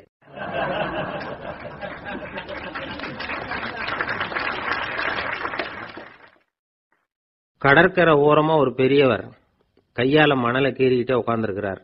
என்னத்தையும் தேடிட்டு இருக்கிறது மாதிரி தெரிஞ்சது. மெதுவா கிட்டத்துல போய் என்னத்தை தேடிட்டு இருக்கிறீங்க அப்படின்னு கேட்டோம். அவரு சாவகாசமா நிமிந்து பார்த்து நிம்மதியை தேடிட்டு இருக்கிறேன்னார். நாங்க ஒரு மாதிரி ஆயிட்டோம். இருந்தாலும் சமாளிச்சுக்கிட்டு, சார் மணல்ல கிழிஞ்சல் தான் கிடைக்கும், நிம்மதி கிடைக்காது அப்படின்னோம். சரி இன்னைக்கு வசமா நம்ம கிட்ட ஒரு ஆள் மாட்டிக்கிட்டார் அப்படின்னு நினைச்சு அவர் பக்கமா போய் உட்காந்துக்கிட்டு கதை சொல்ல ஆரம்பிச்சிட்டோம். ஒரு பெரிய மன்னர் இருந்தார். அவருக்கு எல்லா வசதியும் இருந்தது. இருந்தாலும் ஒரே ஒரு குறை. அது என்னன்னா நிம்மதி இல்லைங்கிற குறை. அரண்மனையில தினமும் கலை நிகழ்ச்சி, நாட்டியம் எல்லாம் நடந்துகிட்டு தான் இருந்தது. இருந்தாலும் நிம்மதி இல்லை. சரி நிம்மதி எங்க கிடைக்கும் அப்படின்னு தேட ஆரம்பிச்சார். உடனே அதுக்கான முயற்சிகள்ல தீவிரமா இறங்கினார். நாட்டில் உள்ள தத்துவ மேதைகளை எல்லாம் கூப்பிட்டுட்டு வர சொன்னார். எல்லாரும் சேர்ந்தாங்க. அவங்கள பார்த்து நிம்மதி எங்க இருக்குது அப்படின்னு விசாரிச்சார்.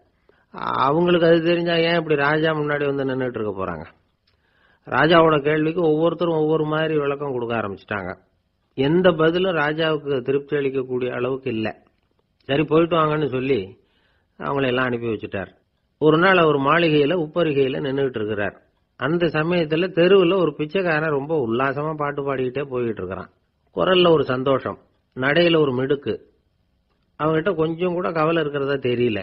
உடனே ராஜா அதை பார்த்தார். ஏவலாளிகளை வந்து கைதட்டி கூப்பிட்டார். உடனே ஓடி போய் அந்த பிச்சைக்காரனை இங்க அழைச்சிட்டு வாங்கன்னு உத்தரவு போட்டார். இவங்க உடனே ஓடி போய் அவனை கூப்பிட்டாங்க. அரண்மனைக்கு வாழ்ந்தாங்க. அவன் வரல. அரண்மனைக்குள்ள அடி எடுத்து வைக்க மாட்டேன்னு சொல்லிவிட்டான். ராஜா கிட்ட வந்து விஷயத்தை சொன்னாங்க. அவருக்கு ரொம்ப ஆச்சரியம், இப்படி ஒரு ஆள் இருக்கிறானா அப்படின்னு. சரி, அவன் என்னதான் சொல்றான் அப்படின்னு விசாரிச்சார். இவங்க மறுபடியும் தெருவுக்கு போய் கேட்டாங்க. என்ன பார்க்கணும்னா ராஜா விருப்பப்பட்டாருன்னா அவரை வேணும்னா இங்க வர சொல்லுங்க அப்படின்னு சொல்லிவிட்டான். அதை வந்து ராஜா கிட்ட சொன்னாங்க. அவருக்கு கோபம் வரல. இவ்வளவு சுதந்திர உணர்வோடு இருக்கிறவன் சாதாரண ஆளா இருக்க முடியாது அப்படின்னு நினைச்சார். உடனே கிடுகிடுன்னு இறங்கி தெருவுக்கு வந்தார். பிச்சைக்காரங்கிட்ட போனார். நீ கவலைப்படாம சந்தோஷமா பாடிட்டு போறியே, அது எப்படி முடியுது உன்னால அப்படின்னு கேட்டார். ஏன் அப்படி கேக்குறீங்கன்னு அவன், அதுக்கு இல்ல, எனக்கு அரண்மனையில எவ்வளவோ சுகபோகங்கள்லாம் இருக்கு, இருந்தாலும் நிம்மதி இல்லை. இது ஏன்னு எனக்கு தெரியல. இந்த தேசத்துல உள்ள அறிஞர்களை எல்லாம் கூப்பிட்டு கேட்டு பார்த்துட்டேன், அவங்களுக்கும் தெரியல. உன்னை கேட்டா தெரியும்னு நினைச்சேன், அதனாலதான் சந்திக்கிறதுக்கு ஆசைப்பட்டேன். ஆனா நீ வரமாட்டேன்னு விட்டியே அப்படின்னார். பிச்சைக்காரன் கடகடன்னு சிரிக்க ஆரம்பிச்சுட்டான்.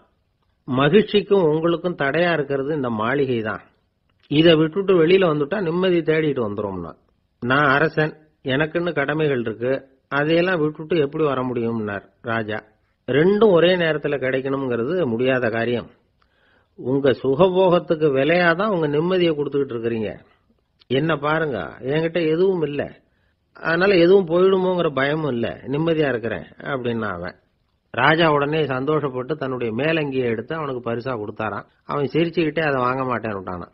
இதை நீங்க எனக்கு கொடுக்கறதுனால எந்த பயனும் இல்லை, அதே நேரத்தில் அதை வாங்கிட்டேன்னா அடுத்த வினாடியிலிருந்து அதை எப்படி காப்பாத்துறதுங்கிற கவலை எனக்கு வந்து சேர்ந்துரும், அப்புறம் தூக்கம் வராது, நிம்மதி போயிடும் அப்படின்னானா. சொல்லிவிட்டு அவன் பாட்டுக்கு சந்தோஷமா பாடிக்கிட்டே போயிட்டான். நிம்மதி எங்க இருக்குங்கிறதையும் ராஜா தெரிஞ்சுக்கிட்டார். அந்த இடத்துக்கு தன்னால போக முடியாதுங்கிறதையும் அவர் புரிஞ்சுக்கிட்டார். இப்படி இந்த கதையை அந்த கடற்கரையில மணலை கீறிக்கிட்டே உட்கார்ந்துருந்தார அந்த பெரியவர்கிட்ட சொல்லி முடிச்சோம். அவர் முகத்துல ஒரு தெளிவு தெரிஞ்சது. எங்களை நிமிர்ந்து பார்த்தார். ரொம்ப நன்றிங்க, இப்ப எனக்கு தெரிஞ்சு போச்சு, நிம்மதி வேணும்னா அதுக்கு என்ன பண்ணணும்னு இப்ப நல்லா புரிஞ்சுக்கிட்டேன் அப்படின்னார். என்ன புரிஞ்சுக்கிட்டீங்கன்னு கேட்டோம். இனிமே இந்த பக்கம் வந்தா உங்க கண்ணுல படாத இடமா பார்த்து உட்காரணும்னு புரிஞ்சுக்கிட்டேன் அப்படின்னார்.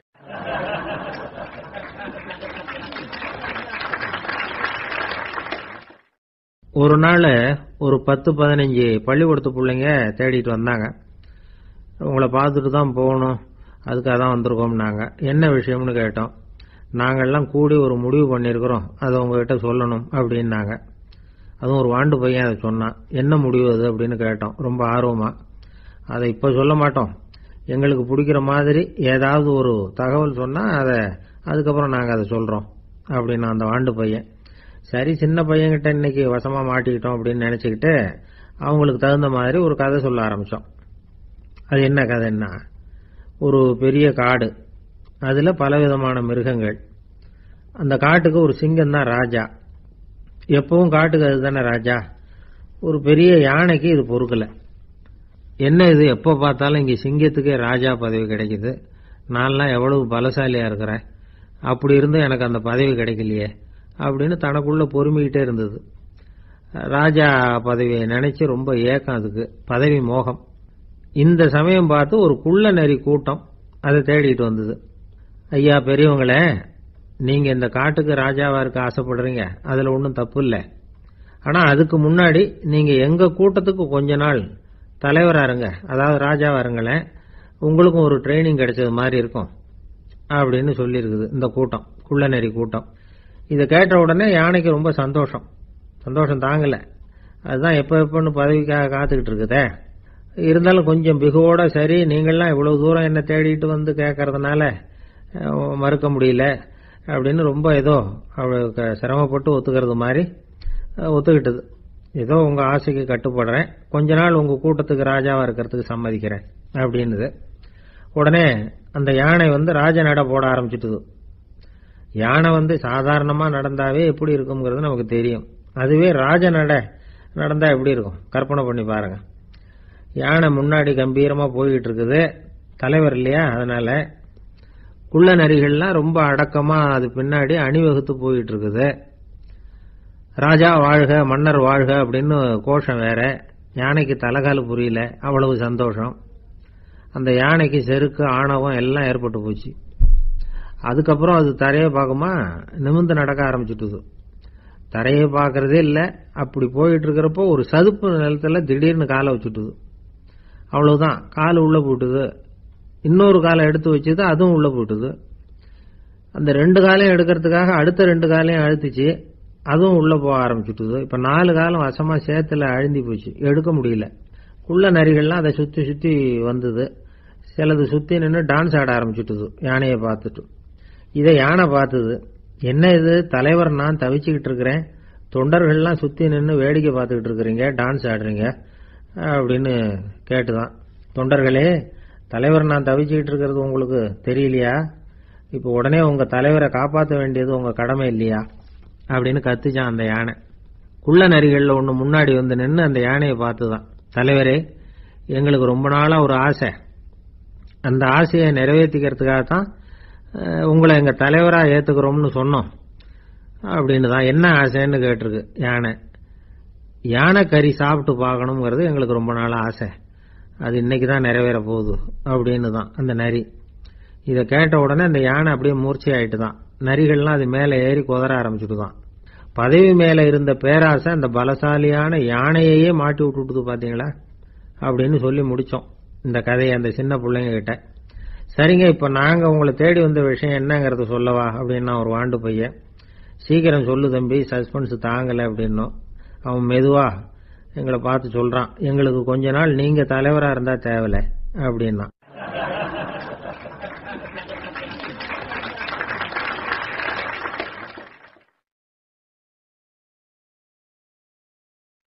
திபேத் நாட்டுல புத்த மடாலயங்கள் நிறைய உண்டு. அதுக்கு ஒரு தலைமையகமும் உண்டு. அது இந்த திபேத் தலைநகரம் லாசாவில் இருக்குது. ரொம்ப காலத்துக்கு அப்பால அதை பற்றியெல்லாம் நிறைய விவரங்கள் எழுதி வச்சிருக்கிறாங்க. அது இப்போவும் நமக்கு கிடைக்குது. அதாவது ரொம்ப தூரத்துக்கு அந்தாண்ட மலைகளுக்கு நடுவில் ஒரு கிளை மடாலயம். அந்த மடத்தின் தலைவருக்கு வயசாயிட்டு தான். அதனால தலைமை பொறுப்பை வேற ஒருத்தர்கிட்ட ஒப்படைக்கலாம் அப்படின்னு முடிவு பண்ணாராம்.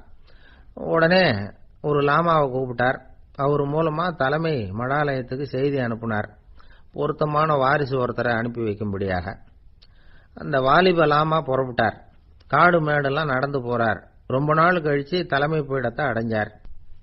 தலைமை குரு கிட்ட விவரத்தை சொன்னார். தகுதியான ஒருத்தரை அனுப்பி வச்சா அழைச்சிட்டு போறேன் அப்படின்னார். சரி, நாளைக்கு காலையில நீங்க அவங்க எல்லாரையும் அழைச்சிட்டு போகலாம்னார் அவரு. அவங்க எல்லாரையுமா? அங்க தேவைப்படுறது ஒருத்தர் தானே அப்படின்னார் இவர். ஆமான்னார். அப்புறம் ஏன் எல்லாரையும் அழைச்சிட்டு போக சொல்றீங்கன்னார். அது இப்போ உனக்கு புரியாது. நான் ஒரு 100 பிக்குகளை அனுப்புறேன், அதாவது பிட்சுகளை. அவ்வளவு பேரையும் அங்க வச்சு சமாளிக்க முடியாது அப்படின்னாரு இவரு. இருந்தாலும் இப்ப அந்த தலைமை குரு என்ன சொன்னார்னா, அதை பத்தி கவலைப்படாத, நான் 100 பேரை அனுப்புறேன். அதுல 99 பேர் வழியிலேயே காணாம போடுவாங்க, ஒருத்தன் மட்டும்தான் வருவான். அவனும் அங்க வந்து சேர்ந்துட்டானா நீ ரொம்ப கொடுத்து வச்சவன் அப்படின்னார். இவருக்கு ஒன்றும் புரியல. இருந்தாலும் மறுநாள் அந்த வாலிப லாமா 100 பேரை அழைச்சிட்டு புறப்பட்டார். போற வழியிலேயே பல பேர் அங்கங்க பிச்சுட்டு போட்டாங்க. அவர் சொன்னது மாதிரியே வழியில அவங்க ஊர்கள் இருந்தது தான் காரணம். அப்பா அம்மாவை பார்த்துட்டு வரேன் அப்படின்னு கொஞ்சம் பேர் போனாங்க. சொந்த பந்தத்தை பார்த்துட்டு வரேன் அப்படின்னு கொஞ்சம் பேர். ஒரு வாரம் ஆச்சு. இப்ப மிஞ்சினது 10 பேர் தான். வழியில ஒரு நகரம். அங்க சில பிட்சுக்கள் சந்திச்சாங்க. எங்க மடத்து தலைவர் இறந்துட்டார், உங்கள யாராவது ஒருத்தர் எங்களுக்கு தலைவராக முடியுமா அப்படின்னு கேட்டாங்க. 10 பேரும் தயார். அதுல ஒருத்தரை அழைச்சிட்டு அவங்க போயிட்டாங்க. இன்னொரு ஊர்ல சில பேர் வந்தாங்க, வழி மறிச்சாங்க. நில்லுங்க, எங்க மன்னர் மகளுக்கு திருமணம், அதை நடத்தி வைக்க 3 லாமாக்கள் தேவை அப்படின்னாங்க. இப்படி கொஞ்சம் கொஞ்சமா எல்லாரும் காலி. கடைசியில 2 பேரும் மிஞ்சினாங்க. அங்க ஒரு இளம்பெண் எதிரில் வந்தா, எங்க அப்பா வேட்டைக்கு போயிருக்கிறாரு, இன்னும் திரும்பி வரல, வீட்டுல வேற யாரும் இல்ல, தனியா இருக்க பயமா இருக்கு, யாராவது ஒருத்தர் எனக்கு துணையா இருக்கணும் அப்படின்னு கேட்டுக்கிட்டா. எங்க 2 பேர்ல நீயே ஒருத்தரை தேர்ந்தெடுத்துக்கோ, இல்லைன்னா எங்களுக்குள்ள சண்டை வந்துடும் அப்படின்னாங்க. இப்ப மிஞ்சினவர் ஒருத்தர், அவருக்கும் ஒரு சோதனை வந்தது. ஒரு தர்க்கவாதி எதிரில் வந்தா, உன்னோட வாதம் பண்ணணும்னா, இவனோட வாதம் பண்றேன், அது முடிய ரொம்ப காலம் ஆகலாம், தர்க்கத்துல நான் ஜெயிச்சா அங்க வரேன், இல்லைன்னா இவருடைய சீடன் ஆயிடுவேன் அப்படின்னாரு அவரு. கடைசியா அழைக்க வந்த வாலிபலாமா மட்டும் வெறும் கையோட திரும்பி போனார். அங்க இருந்த வயசான மடாதிபதி கேட்டார், எத்தனை பேர் அங்கிருந்து புறப்பட்டீங்கன்னார். என்னையும் சேர்த்து 101ன்னாரு அவரு. நல்லது, நீயாவது திரும்பி வந்திய, அதுதான் எனக்கு போதும், ஏன்னா நீ தான் எனக்கு உண்மையான வாரிசு, அந்த 100 பேர்ல யாரும் வரமாட்டாங்க அப்படின்னாரு அவர். ஏன்னா அவருக்கு தெரியும் இவர் ஒருத்தர் தான் திரும்பி வருவாருங்கிறது. திபேத்துல ஒரு பழங்கால பழமொழி உண்டாம், 100 பேர் செல்லலாம், எப்பொழுதாவது ஒருவன் அபூர்வமாக அடைய வேண்டிய இடத்தை அடைவான். இதுதான் அந்த பழமொழி. ஒரு உன்னதமான இலக்கை அடையணும்னா அது அவ்வளவு சுலபமான காரியம் இல்லை. இந்த காலத்து மடாலயம் ஒண்ணு, அதுல ஒரு தலைவர், அவருக்கு வயசாயிட்டது, தனக்கு ஒரு வாரிசை நியமிக்கணும் அப்படின்னு ஆசைப்பட்டார். ரொம்ப கஷ்டப்பட்டு ஒருத்தரை பிடிச்சார், தனக்கு வாரிசா நியமிச்சுட்டு அவர் சமாதி ஆயிட்டார். புதுசா பொறுப்பேற்றுக்கிட்டவர் அப்படியே உட்கார்ந்துருந்தார். அவரை தேடிட்டு பத்திரிகை நிருபர்கள்லாம் வந்தாங்க, கேட்டாங்க. அவரு உங்க பொறுப்புல அவர் பெரியவர் விட்டுட்டு போன இது எவ்வளவு சுமாரா தேரும், எவ்வளவு விட்டுட்டு போனார் அப்படின்னு கேட்டிருக்கிறாங்க. அது என்ன ஒரு 50 லட்சம் இருக்கும் அப்படின்னாராம். அவ்வளவும் பணமா அப்படின்னு கேட்டிருக்காங்க. இல்லைங்க, கடன் அப்படின்னாராம் இவர்.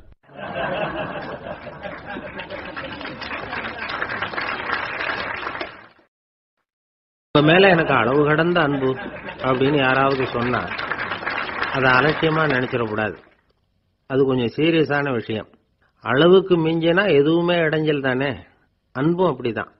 அன்பு அதிகமா இருந்தா அது எப்படி கெடுதல் பண்ணும் அப்படிங்கிற சந்தேகம் உங்களுக்கு வரலாம். தசரதன் கதை என்னாச்சு? கைகேயி மேல வச்சு அளவு கடந்த அன்பு, ராமன் காட்டுக்கு போறாப்புல ஆயிட்டுது இல்ல. தசரதன் எப்பேற்பட்ட அரசன். விஸ்வாமித்திரர் சொல்றார், என்ன மாதிரி முனிவர்களுக்கும் தேவர்களுக்கும் ஏதாவது கஷ்டம் வந்தா முதல்ல முருகன் கிட்ட போவோம், அப்புறம் பரமசிவனை போய் பார்ப்போம், அதுக்கப்புறம் திருமால் கிட்ட போவோம், அப்புறம் பிரம்மன் இந்திரன் இவங்களெல்லாம் போய் பார்ப்போம், இவங்களால எல்லாம் முடியலன்னா கடைசியில் அயோத்திக்கு வருவோங்கிறார்.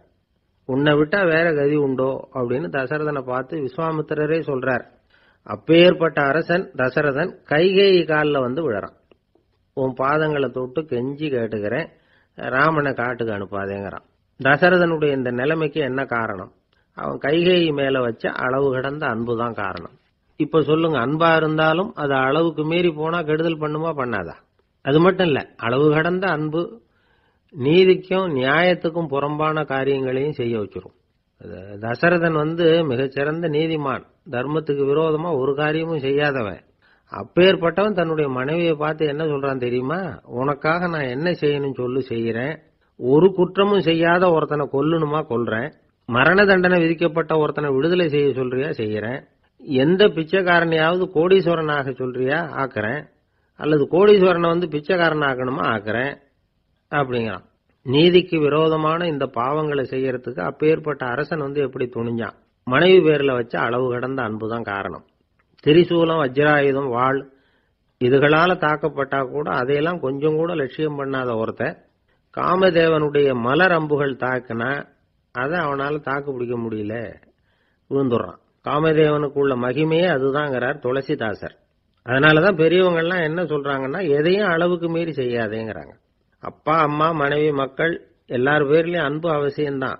ஆனா அந்த அன்பு அறிவுக்கு புறம்பா இருக்கக்கூடாது, அளவுக்கு மீறி இருக்கக்கூடாது. அப்பதான் வாழ்க்கை சுகமா இருக்கும், இல்லைன்னா அவஸ்தை தான். அளவுக்கு மீறின அன்புங்கிறது புரியுது, அது சரி. அறிவுக்கு புறம்பான அன்புங்கிறது எப்படி? ஒரு தாய்க்கு ஜலதோஷம் அல்லது ஏதோ ஒரு தொற்று நோயின்னு வச்சுங்களேன். அந்த அம்மாவுக்கு தன்னுடைய குழந்தை பேர்ல அளவு கடந்த அன்பு. தனக்கு நோய் இருக்கு, அது அடுத்தவங்களுக்கு தொற்றக்கூடியது அப்படின்னு தெரிஞ்சிருந்தோம் அன்பை காட்டுறதுக்காக அந்த குழந்தைக்கு முத்தம் கொடுக்குறேன்னு தூக்கி வச்சுக்கிட்டு கொஞ்சம் ஆரம்பிச்சதுன்னு வச்சுங்க, அது நல்லா இருக்குமா? இதுதான் அறிவுக்கு புறம்பான அன்புங்கிறது. அது மாதிரி விலங்குகள்கிட்ட அன்பா இருன்னு சொல்றோம். அதுக்காக புலிக்கு முத்தம் கொடுக்க முடியுமா? அப்படி கொடுத்தா அது அறிவுக்கு புறம்பான அன்பு. அதனால அன்பு கூட அறிவுபூர்வமா இருக்கணும் அப்படிங்கறத இன்னைக்கு தகவல் மூலமா நாம புரிஞ்சுக்கணும். இந்த காலத்து காதலன் தன்னுடைய காதலிகிட்ட சொன்னானாம், இதை பாரு, உன் பேர்ல எனக்கு அளவு கடந்த அன்பு. உனக்காக என்ன செய்யணும் சொல்லு, செய்யறேன். நெருப்புல நடக்கணுமா நடக்கிறேன், நீர்ல குதிக்கணுமா குதிக்கிறேன், உயிரையே கொடுக்கணுமா கொடுக்கறேன் அப்படின்னா. சரி, வர்றேன் ஞாயிற்றுக்கிழமை சாயந்தரம் 6 மணிக்கு இதே இடத்துக்கு வாங்க அப்படின்னு அந்த பொண்ணு. இவன் கொஞ்சம் யோசனை பண்ணி பார்த்துட்டு, அன்னைக்கு மழை பெய்யாம இருந்தா வந்துடுறேன் அப்படின்னா. வயிறு பசிக்குதேங்கிறது சிலரோட கவலை, வயிறு பசிக்க மாட்டேங்குதே அப்படிங்கிறது சில பேரோட கவலை. 2 விதமான கவலைக்கும் வயிறு தான் காரணமா இருக்குது. வயிறு பசிச்சதுன்னா அது இயற்கை, வயிறு பசிக்கலைன்னா அது வியாதி. ஆனா பசியையும் நாம பசிப்பிணி அப்படின்னு தான் சொல்லுவோம். என்ன காரணம்? வியாதியை போக்க வேண்டியது எவ்வளவு முக்கியமோ அதை விட முக்கியம் பசியை போக்க வேண்டியது. ஒரு சமுதாயத்துல பசிப்பிணியே இருக்கக்கூடாது, அதுதான் நல்ல சமுதாயம். பசியை போக்கணும்னா சாப்பாடு போடணும், பசியின்மையை போக்கணும்னா வைத்தியம் தான் பண்ணணும். இது சம்பந்தமா எவ்வளவோ ஆராய்ச்சிகள் நடக்குது, நிறைய மருந்து கண்டுபிடிச்சிருக்கிறாங்க. நம்ம உடம்புல பசியை தூண்டக்கூடிய பகுதி எது, இதை முதல்ல தெரிஞ்சுக்கணும் இல்லையா? நாம சாப்பிடுற ஆகாரம் செரிக்கிறதுக்கு எது காரணம் தெரியுமா? நம்ம மூளையோட பின்பகுதி தான் அதுக்கு காரணமா இருக்குதாம். மூளையின் பின்பகுதியில நரம்பு செல்களால் ஆன 2 வகையான ஆரக்சின்கள் தான் பசியை உண்டாக்குது அப்படின்னு கண்டுபிடிச்சிருக்கிறாங்க. 2 ஆய்வாளர்கள் இதை கண்டுபிடிச்சிருக்காங்க. அவங்க 2 பேரும் டெக்சாஸ் பல்கலைக்கழகத்துல ஹார்வர்டு ஹக்ஸ் மருத்துவ கல்வி நிலையத்தில் பணிபுரிகிறவங்களாம். உண்பது தேவைங்கிறது உணரப்படும் போது மூளையின் அந்த குறிப்பிட்ட பகுதி ஆரக்சின் அப்படிங்கிற ஹார்மோன்களை சுரக்கும். அது பசி உணர்வை தூண்டும் அப்படிங்கிறது தான் அந்த ஆய்வாளர்களின் கண்டுபிடிப்பு. இந்த ஆரக்சின் வேற சில உயிரினங்கள்லயும் உண்டு. இப்ப எலிகள்ல கூட இது இருக்குது. அதனால எலிகளை வச்சு இது சம்பந்தமா ஆராய்ச்சி பண்ணாங்க. எலிகள் உடம்புல ஆரக்சினை செலுத்தி பார்த்தாங்க. உடனே என்னாச்சு தெரியுமா? அந்த எலியெல்லாம் பசியால துடிக்க ஆரம்பிச்சுட்டுது. எதையாவது தின்னு பசியை தீர்த்தா போதுங்கிற அளவுக்கு அந்த எலிகள்லாம் அல்லாட ஆரம்பிச்சுட்டுது. இயல்பா சாதாரணமா அந்த எலிகள் எவ்வளவு சாப்பிடுமோ அது மாதிரி 8 முதல் 10 மடங்கு அதிகமான ஆகாரத்தை 1 மணி நேரத்துக்குள்ள சாப்பிட்டு தீர்த்துட்டு தான். சில எலிகளின் மூளையில இந்த ஆரக்சின் அளவை கட்டுப்படுத்தி பார்த்திருக்கிறாங்க. உடனே என்னாச்சு தெரியுமா? அதெல்லாம் சாப்பாட்டை கண்டா முகத்தை திருப்பிட்டு போக ஆரம்பிச்சுட்டு தான். அந்த எலிகளுக்கு பசி எடுக்கலையா. இந்த ஆராய்ச்சியின் அடிப்படையில் பசியை எடுக்காமல் இருக்கிற மனிதர்களுக்கும் பசியை தூண்ட முடியும் அப்படின்னு சொல்லி ஆராய்ச்சியாளர்கள் தெரிவிச்சிருக்கிறாங்க. ஆக ஆரக்சின் தான் பசிக்கு காரணம்ங்கிறது தெரிஞ்சு போச்சு. சரி, இந்த ஆரக்சின் அப்படின்னா என்ன? அது ஒரு கிரேக்க சொல். அதுக்கு பசின்னு அர்த்தம். நம்ம ஆளுங்களுக்கெல்லாம் பசியை தூண்டுறதுக்கு மருந்து தேவையில்லை, பசியை குறைக்கிறதுக்கு தான் மருந்து தேவை. ஒரு அம்மா டாக்டரை தேடி வந்தாங்களாம். டாக்டர், எங்க வீட்டுக்காரருக்கு திடீர்னு அகோர பசி, நிறைய சமைச்சு போடுறேன், அவ்வளவையும் சாப்பிட்டுட்டு கீழே கிடக்கிற குப்பை கூலங்களையும் எடுத்து சாப்பிட ஆரம்பிச்சுடுறார், என்னன்னு கவனிச்சு பாருங்க அப்படின்னாங்களாம். எவ்வளவு நாளா அப்படி இருக்குதுன்னு கேட்டிருக்காரு டாக்டர். 1 வாரமா அப்படி இருக்குதுன்னாங்களாம். இவ்வளவு நாளா ஏன் சும்மா இருந்தீங்க, ஆரம்பத்திலேயே இங்க அழைச்சிட்டு வர வேண்டியது தானே அப்படின்னாராம் டாக்டர். அது ஒண்ணும் இல்லை டாக்டர், வீடு பூரா சுத்தமாகட்டுமேன்னு பார்த்துக்கிட்டு இருந்தேன் அப்படின்னாங்களாம் அந்த அம்மா.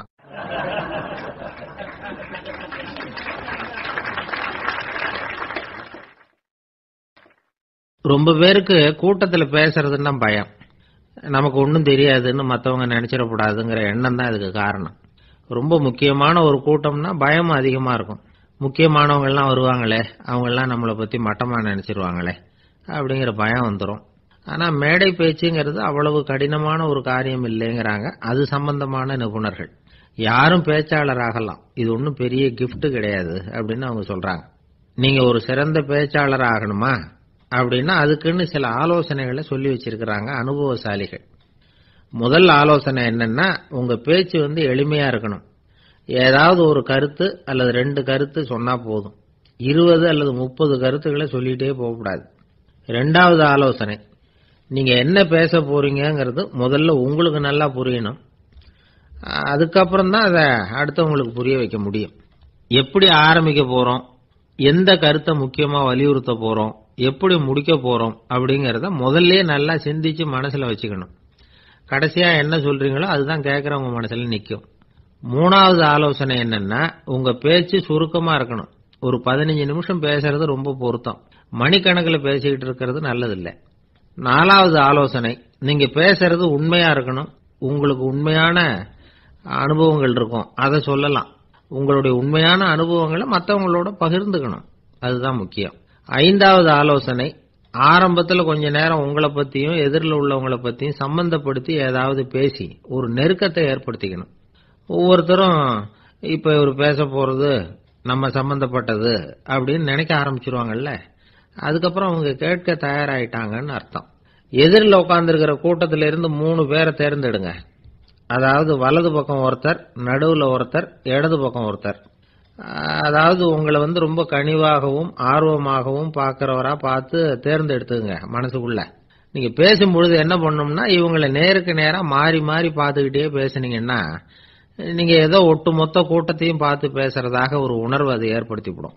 6வது ஆலோசனை என்னன்னா, சொற்பொழிவுன்னா நீங்க பேசணும், படிக்கக்கூடாது. எழுதி படிக்கிறது நல்லா இருக்காது. குறிப்புகள் வேணும்னா வச்சுக்கலாம். படிக்கிறது பேப்பர்ல இருந்து வர்றது மாதிரி இருக்கும், பேசுறது இதயத்திலிருந்து வர்றது மாதிரி இருக்கும். அப்புறம் 7வது ஆலோசனை சொல்றாங்க, அது என்னன்னா, மேடையில ஏறி நின்ன உடனே இயல்பா மூச்சு இழுத்து விட்டுங்க, இயல்பு நிலைக்கு வாங்க, அதுக்கப்புறம் இயல்பா பேச ஆரம்பிக்கலாம் அப்படிங்கிறாங்க. இவ்வளவும் பேச்சு கலையில் வல்லுநர்களா இருக்கிறவங்க சொல்லுகிற ஆலோசனைகள். இதையெல்லாம் கடைபிடிச்சா நமக்கும் அதுக்கும் வெகு தூரம்னு நினைச்சுக்கிட்டு இருந்த ஒண்ணு இப்ப கிட்டத்துல நெருங்கி வந்துடும். நாம சொல்றபடியெல்லாம் அது கேட்கும். ஒரு பேச்சாளர், அவருக்கு சுருக்கமாவே பேச தெரியாது. மேடையில ஏத்தி விட்டுட்டா போதும், ஆரம்பிச்சிருவார், நிறுத்த மாட்டார், பேசிக்கிட்டே இருப்பார். ஒரு தடவை அவர் ஒரு கூட்டத்துல ரொம்ப நேரம் பேசிக்கிட்டே இருக்கிறார். எதிரில் பொறுமை இழந்த ஒருத்தர் தன்னுடைய கை கடிகாரத்தை காட்டினார். அதை கவனிச்ச பேச்சாளர், மன்னிக்கணும், கை கடிகாரம் நான் கொண்டுகிட்டு வர மறந்துட்டேன், அதுதான் நேரம் போனதே தெரியல அப்படின்னு சொல்லியிருக்கிறார். இதுக்கு அவரு சொன்னாராம் கோபமா, ஏய்யா கடிகாரத்தை தான் பார்க்க முடியல, மறந்துட்டேன், பக்கத்துல மாட்டிருக்கிற கேலண்டரையாவது பார்க்கப்படாதா அப்படின்னாராம்.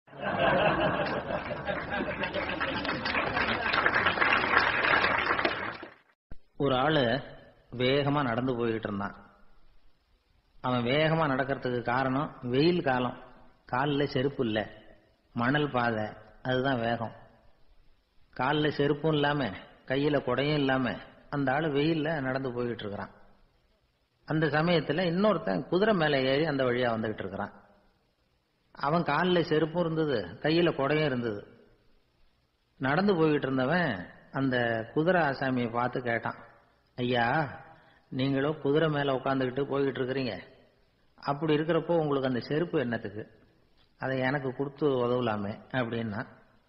குதிரை மேல உட்காந்துருந்தவன் யோசனை பண்ணி பார்த்தான், இவன் சொல்றது நியாயம்தானே அப்படின்னு சொல்லி தன்னுடைய செருப்பை கழட்டி அந்த வழிபோக்கனுக்கு கொடுத்துட்டான். ரொம்ப நல்லதுங்க அப்படின்னு சொல்லி இவன் அதை வாங்கி காலில் மாட்டிக்கிட்டான். அதுக்கப்புறம் மறுபடியும் இவன் ஆரம்பிச்சான், ஐயா நீங்க குதிரையில போறதுனால போக வேண்டிய இடத்துக்கு வேகமா போய் சேர்ந்துருவீங்க, அதனால உங்க கையில அந்த குடை என்னத்துக்கு, நான் நடந்து போயிட்டு இருக்கிறவன், ரொம்ப நேரம் நடக்க வேண்டியிருக்கும் இந்த வெயில்ல, அதனால அந்த குடையையும் எனக்கு கொடுங்களேன் அப்படின்னா. குதிரை வீரன் யோசனை பண்ணி பார்த்தான், இதுவும் நியாயம்தானே அப்படின்னு அவனுக்கு தோணுச்சு. உடனே இறக்கப்பட்டு தன் காலில் இருந்த செருப்பை கொடுத்தது மாதிரியே தன் கையில் இருந்த குடையையும் இவங்கிட்ட கொடுத்துட்டான். அதுக்கப்புறம் அவன் நிம்மதியா புறப்பட்டான். இப்ப மறுபடியும் கை தட்டி அவனை நிறுத்தினான். கீழே நின்றுட்டு இருந்தவன், என்னப்பா ஏன் என்ன நிறுத்தின, இன்னும் ஏதாவது வேணுமா உனக்கு அப்படின்னா குதிரையில இருந்தவன். இவன் மெதுவா வாயை திறந்து அந்த குதிரையையும் என்கிட்ட கொடுத்துருங்களேன்னா. அந்த குதிரை வீரன் இப்ப ஒரு கணம் யோசனை பண்ணி பார்த்தான். உடனே என்ன பண்ணான் தெரியுமா, தன்கிட்ட இருந்த குதிரை சவுக்கை எடுத்தான். குதிரை சவுக்கால அந்த ஆளை வாங்குவாங்கன்னு வீசி தள்ளிவிட்டான். இவ்வளவு சவுக்கடியும் வாங்கிட்டு இந்த ஆள் என்ன பண்ணான் தெரியுமா, சிரிக்கிறான். அடி வாங்கிட்டு யாராவது சிரிப்பாங்களா? குதிரை வீரனுக்கு ஒன்றும் புரியல. என்னப்பா அது, ஏன் இப்படி அடி வாங்கிட்டு இப்படி சிரிக்கிறியே அப்படின்னு கேட்டான். இப்ப அந்த வழிபோக்கன் சொல்றான், ஐயா நான் இப்படி சிரிக்கிறதுக்கு காரணம் இருக்கு. இப்படி குதிரை கேட்டு உங்ககிட்ட அடி வாங்கலைன்னு வச்சுக்கோங்க, என் உயிர் உள்ள வரைக்கும் மனசுல ஒரு தவிப்பு இருந்துகிட்டே இருக்கும். செருப்பையும் கொடையையும் கேட்ட உடனே கொடுத்தவன் குதிரையையும் கேட்டிருந்தா கொடுத்துருப்பானோ அப்படிங்கிற பேராசையில ஏங்கிக்கிட்டே இருந்திருப்பேன். இப்ப உங்ககிட்ட அடி வாங்கின பிறகு என்னுடைய அந்த சந்தேகம் தீர்ந்து போச்சு. என்னுடைய ஆசைக்கு எல்லை எது அப்படிங்கறத எனக்கு புரிஞ்சுட்டுது அப்படின்னு சொல்லிவிட்டு அவன் நடக்க ஆரம்பிச்சுட்டானான். ஆசைக்கும் எல்லை உண்டு அப்படிங்கிறத விளக்கறதுக்காக வாரியார் சுவாமிகள் சொல்ற கதை இது. இந்த காலத்திலயும் ஒருத்தன் அது மாதிரி கொடை செருப்போட குதிரையில போய்கிட்டு இருந்தான். எதிரில் நடந்து வந்தவன், ஐயா உங்க கொடையை எனக்கு கொடுங்களேன்னு கேட்டான். உடனே அவன் குதிரையிலிருந்து கீழே குதிச்சு அவனை சாட்டையால் அடிக்க ஆரம்பிச்சுட்டான்.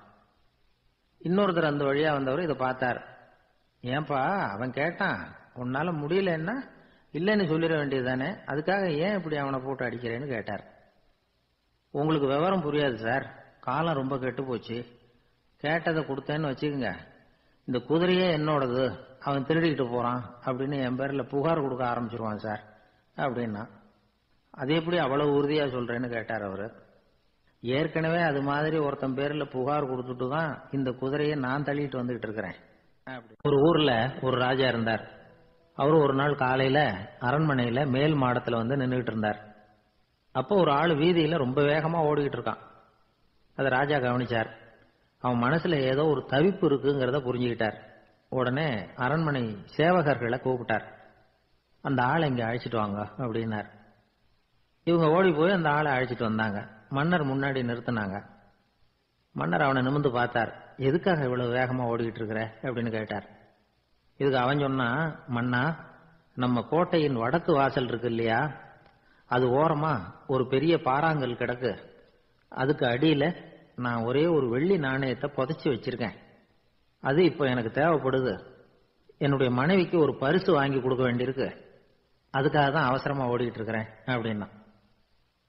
மன்னர் யோசனை பண்ணார். அப்புறம் சொன்னார், அதுக்காகவா இப்படி ஓடுற, பரவாயில்ல, அதை பத்தி கவலைப்படாத, நான் உனக்கு 10 வெள்ளி காசுகள் தர்றேன், வாங்கிட்டு திரும்பி போ அப்படின்னார். இவன் தலையை சொரிஞ்சான். மன்னா நீங்க கொடுக்கறத ரொம்பவும் மகிழ்ச்சியோட வாங்கிக்கிறேன், இருந்தாலும் அதுக்கப்புறம் அந்த வடக்கு வாசலுக்கு போய் அங்க இருக்கிற ஒரு நாணயத்தையும் எடுத்துக்கிட்டு போயிடுறேனே அப்படின்னா. இத பாருப்பா, அந்த ஒரு நாணயத்தை மறந்துடு, உனக்கு 100 வெள்ளி நாணயங்கள் தரேன் இருக்கார். மன்னா ரொம்ப மகிழ்ச்சி, உங்க மாதிரி தாராள குணம் வேற யாருக்கும் வராது. நீங்க கொடுக்கற 100 நாணயங்களையும் வாங்கிக்கிறேன், இருந்தாலும் வடக்கு வாசலுக்கு போய் அதையும் எடுத்துக்கிட்டா 101 ஆயிடுமே அப்படின்னா. இத பாருப்பா, அந்த ஒரு நாணயத்தை மறந்துடு, அது எக்கேடாவது கெட்டு போட்டோம், நான் உனக்கு 100 பொற்காசுகள் தரேன், அதையாவது வாங்கிட்டு வந்த வழியிலேயே திரும்பி போடுன்னாராம். தங்க நாணயங்களே தரேன்னு சொல்றீங்க, தாராளமா வாங்கிக்கிறேன், இருந்தாலும் வடக்கு வாசலுக்கு போய் அப்படின்னு மறுபடியும் ஆரம்பிச்சான். அரசர் வந்து பொறுமை இழந்துட்டார். கடைசியா ஒரு முடிவுக்கு வந்துட்டார். இத பாருப்பா, உனக்கு என்னுடைய ராஜ்யத்திலேயே பாதியை கொடுத்துடுறேன், அப்படியாவது திருப்தியா திரும்பி போ அப்படின்னாராம்.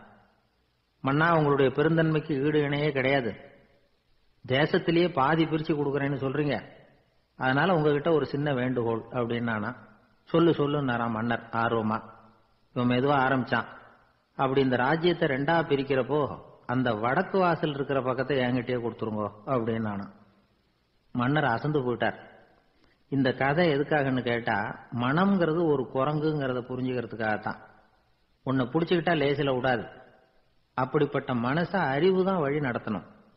அதுலதான் வாழ்க்கையின் வெற்றி அடங்கி இருக்குது. ஒரு சின்ன பையன் தெருவில் அழுதுகிட்டு இருந்தான். ஏன்பா அழுவுறேன்னு ஒரு பெரியவர் கேட்டார். 1 ரூபா காசை இங்க தொலைச்சுட்டேன் அப்படின்னா. சரி அதுக்காக அழாத, அதுக்கு பதிலாக 10 ரூபா தரேன், இந்தா வச்சுக்கோன்னு கொடுத்தாரு. அந்த 10 ரூபாய வாங்கி சட்டப்பையில போட்டுக்கிட்டு அதை விட அதிகமா சத்தம் போட்டு அழ ஆரம்பிச்சுட்டான். மறுபடியும் ஏண்டா அழறேன்னு கேட்டார் பெரியவர். அந்த 1 ரூபாயும் கிடைச்சிட்டுதுன்னா இப்ப என்கிட்ட 11 ரூபா இருக்குமே, இப்போ 10 ரூபா தானே இருக்கு அப்படின்னு சொல்லிவிட்டு அழறான். எனக்கு தெரிஞ்ச ஒருத்தர் இருக்கார். அவரு ஒரு பெரிய காவல்துறை அதிகாரி, ரொம்ப கண்டிப்பானவர். அவரை கண்டாவே எல்லாரும் பயப்படுவாங்க. அப்படிப்பட்டவர் வீட்டுக்கு போனா அப்படியே அடியோட மாறிடுவார். அங்க போய் பாத்தீங்கன்னா குழந்தைகளோட குழந்தையா அவர் விளையாடிட்டு இருப்பார். அலுவலக சமயத்துல பாத்தீங்கன்னா குதிரை முதுகுல அவர் உட்கார்ந்துருப்பார்.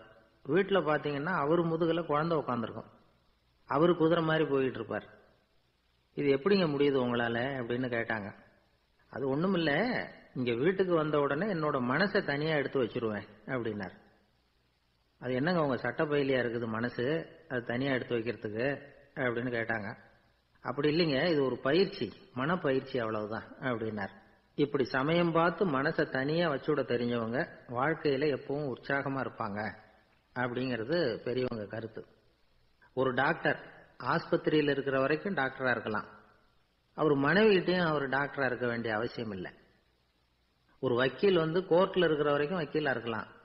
வீட்டுக்கு வந்ததுக்கு அப்புறமும் வக்கீலா இருக்க வேண்டிய அவசியம் கிடையாது.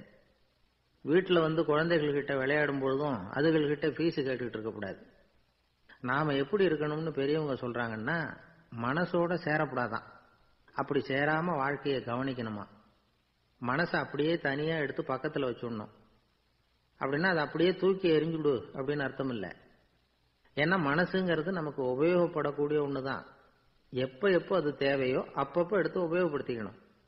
தேவைப்படுறப்போ எடுத்து கண்ணாடியை மாட்டிக்கிறோம்ல, படிக்கும் பொழுது கண்ணாடி தேவைப்படுது, எடுத்து மாட்டிக்கிறோம் இல்லையா? அது மாதிரி கணக்கு போடுறதுக்கு மனசு தேவை. கடைக்கு போய் ஒரு பொருள் வாங்குறோம், காசு கொடுக்குறோம், மீதி சில்லறை சரியா இருக்கா அப்படின்னு எண்ணி பார்த்து வாங்க வேண்டியிருக்கு. அந்த சமயத்தில் மனசை எடுத்து தனியா வச்சுட்டேன் அப்படின்னு சொல்லிட்டு இருக்கக்கூடாது. பரீட்சைக்கு படிக்க வேண்டியிருக்குது, படிச்சதையெல்லாம் அப்படியே நினைவில் வச்சுக்க வேண்டியிருக்கு. அந்த சமயத்தில் மனசை தூக்கி எறிஞ்சுட்டேன் சார் அப்படின்னு சொல்லிட்டு இருக்கக்கூடாது. அப்படி சொன்னா பரீட்சை நம்மளை தூக்கி எறிஞ்சிடும். அதனால தேவைப்படுறப்போ மனசை உபயோகப்படுத்தணும், தேவையில்லாதப்போ அதை தனியா ஓய்வு எடுத்துக்க விட்டுடணும். இப்படி நாம பழக்கப்படுத்திக்கிட்டா வாழ்க்கைங்கிறது நமக்கு புதுசா தெரியுமா. மனசுக்கும் ஒரு சக்தி கிடைக்கும். எந்திரங்களுக்கு ஓய்வு கொடுக்குற மாதிரி மனசுக்கும் ஓய்வு கொடுக்கணும், இல்லைன்னா அது களைச்சு போயிடும். குழந்தைகள் மனசை சுமந்துகிட்டு இருக்கிறது இல்ல.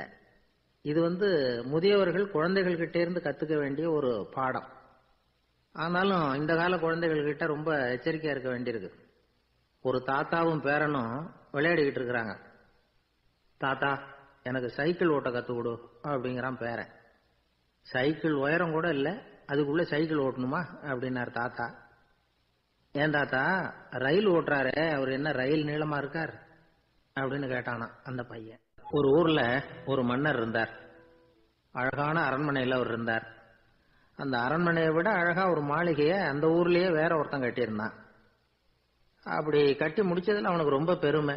எத்தனையோ செல்வந்தர்கள்லாம் பார்த்துட்டு, இந்த மாளிகையை விலைக்கு கொடுத்துடுறியா, எவ்வளவு விலை சொன்னாலும் சரி நாங்க வாங்கிக்கிறதுக்கு தயாரா இருக்கோம் அப்படின்னு சொல்லி கேட்டு பார்த்துட்டாங்க. நான் இதை விற்கிறதுக்கு தயாரா இல்லை அப்படின்னு சொல்லிவிட்டான். அவ்வளவு சிறப்பா கலை அம்சத்தோடு அதை கட்டி முடிச்சிருக்கிறான். அதுவே ஒரு பெரிய அரண்மனை மாதிரி இருந்ததுன்னா பாத்துங்களேன். சுற்றிலும் அழகான பூந்தோட்டம். ஒரு நாள் அவன் எங்கேயோ வெளியூர் போயிட்டு திரும்பி வந்துகிட்டு இருக்கிறான். அப்போ அந்த மாளிகை தீப்பெட்டி எரிஞ்சுக்கிட்டு இருக்கு. பதறி போட்டான். விலைக்கு கேட்டவங்க யாராவது இதை செஞ்சிருக்கணும், இல்லைன்னா மன்னரே செய்த சதியோ என்னவோ, இப்படிலாம் அவனுக்கு சந்தேகம். ஒரு மூலையில உட்காந்து அழ ஆரம்பிச்சுட்டான். அந்த சமயத்துல அவனுடைய மகன் அங்க ஓடி வந்தான். அப்பா அழாதீங்க, இதை நான் நேற்று ராத்திரியே நம்ம ஊர் மன்னருக்கு வித்துட்டேன். இதை கட்டி முடிக்க நமக்கு எவ்வளவு செலவாச்சோ அதை போல 3 மடங்கு விலைக்கு வித்துட்டேன், கவலைப்படாதீங்க, இதை விட அழகான மாளிகையை நாம புதுசா கட்டிக்கலாம்னா. இதை கேட்டதும் அழுதுகிட்டு இருந்தவன் அழுகையை நிறுத்தினான், சிரிக்க ஆரம்பிச்சுட்டான். இதே இடத்த நான் மன்னர்கிட்ட இருந்து விலைக்கு வாங்குவேன், இதை விட அழகான மாளிகையை கட்டுவேன் அப்படின்னு சுத்தி நின்ன எல்லார்கிட்டையும் சொல்லிக்கிட்டு இருந்தான். இந்த சமயத்துல அவனோட இளைய மகன் ஓடி வந்தான். அப்பா, அண்ணன் சொன்னதெல்லாம் சரிதான், மன்னர்கிட்ட விலை பேசினதெல்லாம் உண்மைதான், ஆனா வித்தது பேச்சு அளவுல தான். இனிமேதான் பத்திரம் வாங்கணும், எழுதணும், நீங்க கையெழுத்து போடணும், பதிவு பண்ணணும், மன்னர்கிட்ட பணம் வாங்கணும், அதுக்காகத்தான் உங்களை எதிர்பார்த்துக்கிட்டு இருந்தோம், அதுக்குள்ள இப்படி ஆயிட்டுதுன்னா. இப்ப சிரிச்சுக்கிட்டு இருந்தவன் சிரிப்பை நிறுத்தினான். மறுபடியும் குழந்தை மாதிரி அழ ஆரம்பிச்சுட்டான். இது ஒரு சம்பவம். இதுல இருந்து என்ன தெரியுது? அந்த அழகான மாளிகை தன்னுடையது அப்படின்னு நினைக்கும் பொழுது அவனுக்கு அழுகை வந்தது. அது தன்னுடையது இல்லை அப்படின்னு நினைக்கிற போது சிரிப்பு வந்தது. மறுபடியும் அது தன்னுடையதுதான் அப்படிங்கிற உணர்வு வரும்பொழுது அழுகை. எது எதிலிருந்து நீ நீங்கி இருக்கிறாயோ அது அதிலிருந்து உனக்கு துன்பம் இல்லை அப்படிங்கிறார் திருவள்ளுவர். இந்த உடம்பு என்னுடையதில்லை அப்படிங்கிற உணர்வு வந்துட்டா அது ஒரு பெரிய நிலை. அந்த நிலை வரணும். எல்லாத்தையும் பயன்படுத்திக்கலாம், ஆனா பற்றுல விழுந்துடக்கூடாது. உலகத்தில் இருங்கள், ஆனால் உலகத்தவராக இருக்காதீர்கள்.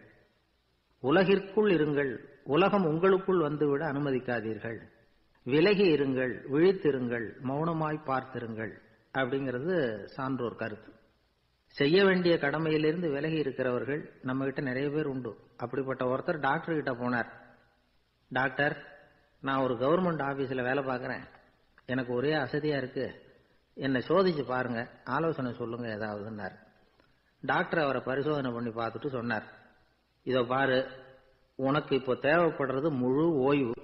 நீ எவ்வளவு சீக்கிரமா ஆபீஸுக்கு போறியோ அவ்வளவுக்கு உனக்கு நல்லது அப்படின்னாராம். ஒரு ஊர்ல ஒரு ஆள் இருந்தான். கற்பனையிலேயே காலத்தை கடத்திக்கிட்டு இருந்தான். ஒரு நாள் ஒரு மரத்தடியில உட்கார்ந்துருந்தான். அவனுக்கு பசிக்கிற மாதிரி தெரிஞ்சது. உடனே கற்பனையிலேயே சாப்பிட ஆரம்பிச்சுட்டான். அதாவது எதிரில் இலை போட்டு சாப்பாடு போடப்பட்டிருக்கிறதாகவும் அதை இவன் சாப்பிட்றதாகவும் நினைச்சுக்கிட்டு கையை மட்டும் வாய்க்கும் தரைக்குமா அப்படியும் இப்படியும் கொண்டுகிட்டு போய் பாவனை பண்ணிக்கிட்டே இருக்கிறான். தூரத்துல இருந்து பாக்குறவங்களுக்கு இவன் ஏதோ பலமான விருந்து சாப்பிட்டுட்டு இருக்கிறான் அப்படின்னு தான் தோணும். அது மாதிரியே பண்ணிட்டு இருந்தான். அந்த வழியா ஒரு சன்னியாசி வந்துகிட்டு இருந்தார். இவனை பார்த்தார். என்ன இவன் இப்படி பண்ணிட்டு இருக்கிறானே அப்படின்னு நினைச்சாரு. கொஞ்ச நேரம் அவனையே உத்து பார்த்துக்கிட்டு இருந்தார். இவரை பார்த்ததும் அவன் இன்னமும் சுவாரஸ்யமா சாப்பிட ஆரம்பிச்சுட்டான். அப்பப்பா என்ன இது, இந்த குழம்பு இவ்வளவு காரமா இருக்கு, என்னுடைய நாக்கே எரிஞ்சு போடும் போல இருக்க அப்படின்னு சொல்லிட்டு பக்கத்துல ஒரு குவளையை எடுத்து தண்ணி குடிக்கிறது மாதிரி பாவனை பண்றான். அப்பாடா இப்ப கொஞ்சம் பரவாயில்ல அப்படின்னு சொல்லிக்கிட்டு குவளையை கீழே வைக்கிறது மாதிரி ஒரு பாவனை பண்றான். சன்னியாசி பார்த்தார். என்னப்பா சாப்பாட்டுல காரம் அதிகமோ அப்படின்னார். ஆமா சுவாமி, ஞாபகம் மறதியில் கொஞ்சம் மிளகாய் அதிகமா சேர்த்துக்கிட்டேன் அப்படின்னா. சரி சாப்பிடு அப்படின்னு சொல்லிட்டார். அவன் சாப்பிட்டு முடிக்கிற வரைக்கும் பொறுமையா உட்காந்துருந்தார். அவன் அப்பாடா அப்படின்னு சொல்லிட்டு மறுபடியும் தண்ணி எடுத்து குடிச்சான். எல்லாம் கற்பனையிலேயே. அதுக்கப்புறம் சன்னியாசி பேச ஆரம்பிச்சார். இதை பாருப்பா, உன்னுடைய கற்பனையை நான் மெச்சுறேன். இருந்தாலும் உன் சாப்பாட்டுல ஒரு இனிப்பையும் வச்சிருக்கலாமே, ஏன் மிளகாய அளவுக்கு அதிகமா போட்டுட்டு அவஸ்தைப்படுற அப்படின்னார். அவன் யோசிக்க ஆரம்பிச்சான். அதுக்கப்புறம் இவர் சொன்னார், இதை பாருப்பா, இனிமேல உன்னுடைய கற்பனையும் உயர்ந்ததாக இருக்கட்டும் அப்படின்னு உபதேசம் பண்ணிவிட்டு போனார். எப்பவும் உயர்வை பத்தியே சிந்திக்கணும். உயர்வு கிடைக்கலன்னா கூட அப்படி சிந்திக்கிறத நிறுத்தப்படாது அப்படிங்கிறார் திருவள்ளுவர். உள்ளுவது எல்லாம் உயர் உள்ளல், மற்ற அது தள்ளினும் தள்ளாமை நீர்த்து. ஊக்கம் இல்லாம உலகத்துல வாழ்ந்து பிரயோஜனம் இல்லை. அதனால உயர்வாகவே சிந்திக்கணும். அது நம்மளை ஊக்கப்படுத்தும். இது பெரிய ஒரு வாக்கு. இந்த உலகத்துல கற்பனையிலேயே வாழ்கிற சில கஞ்சர்களும் உண்டு. அதாவது 2 கஞ்சர்கள் 2 பேரும் பக்கத்து பக்கத்து ஊர்ல இருந்தாங்க. பொங்கல் சமயம். ஒரு கஞ்சன் தன்னுடைய மகனை கூப்பிட்டான். இதை பாருப்பா, பக்கத்து ஊர்ல என்னுடைய நண்பன் ஒருத்தன் இருக்கிறான், அவனுக்கு பொங்கல் பரிசு ஏதாவது கொடுக்கணும். நான் ஒரு 4 ஆட்டுக்குட்டியை தரேன், நீ கொண்டுகிட்டு போய் கொடுத்துட்டு வந்து விடுறியா அப்படின்னு கேட்டான். சரி நான் புள்ள, ஒரு பைய கையில் எடுத்துக்கோன்னா. அவன் எடுத்துக்கிட்டான்.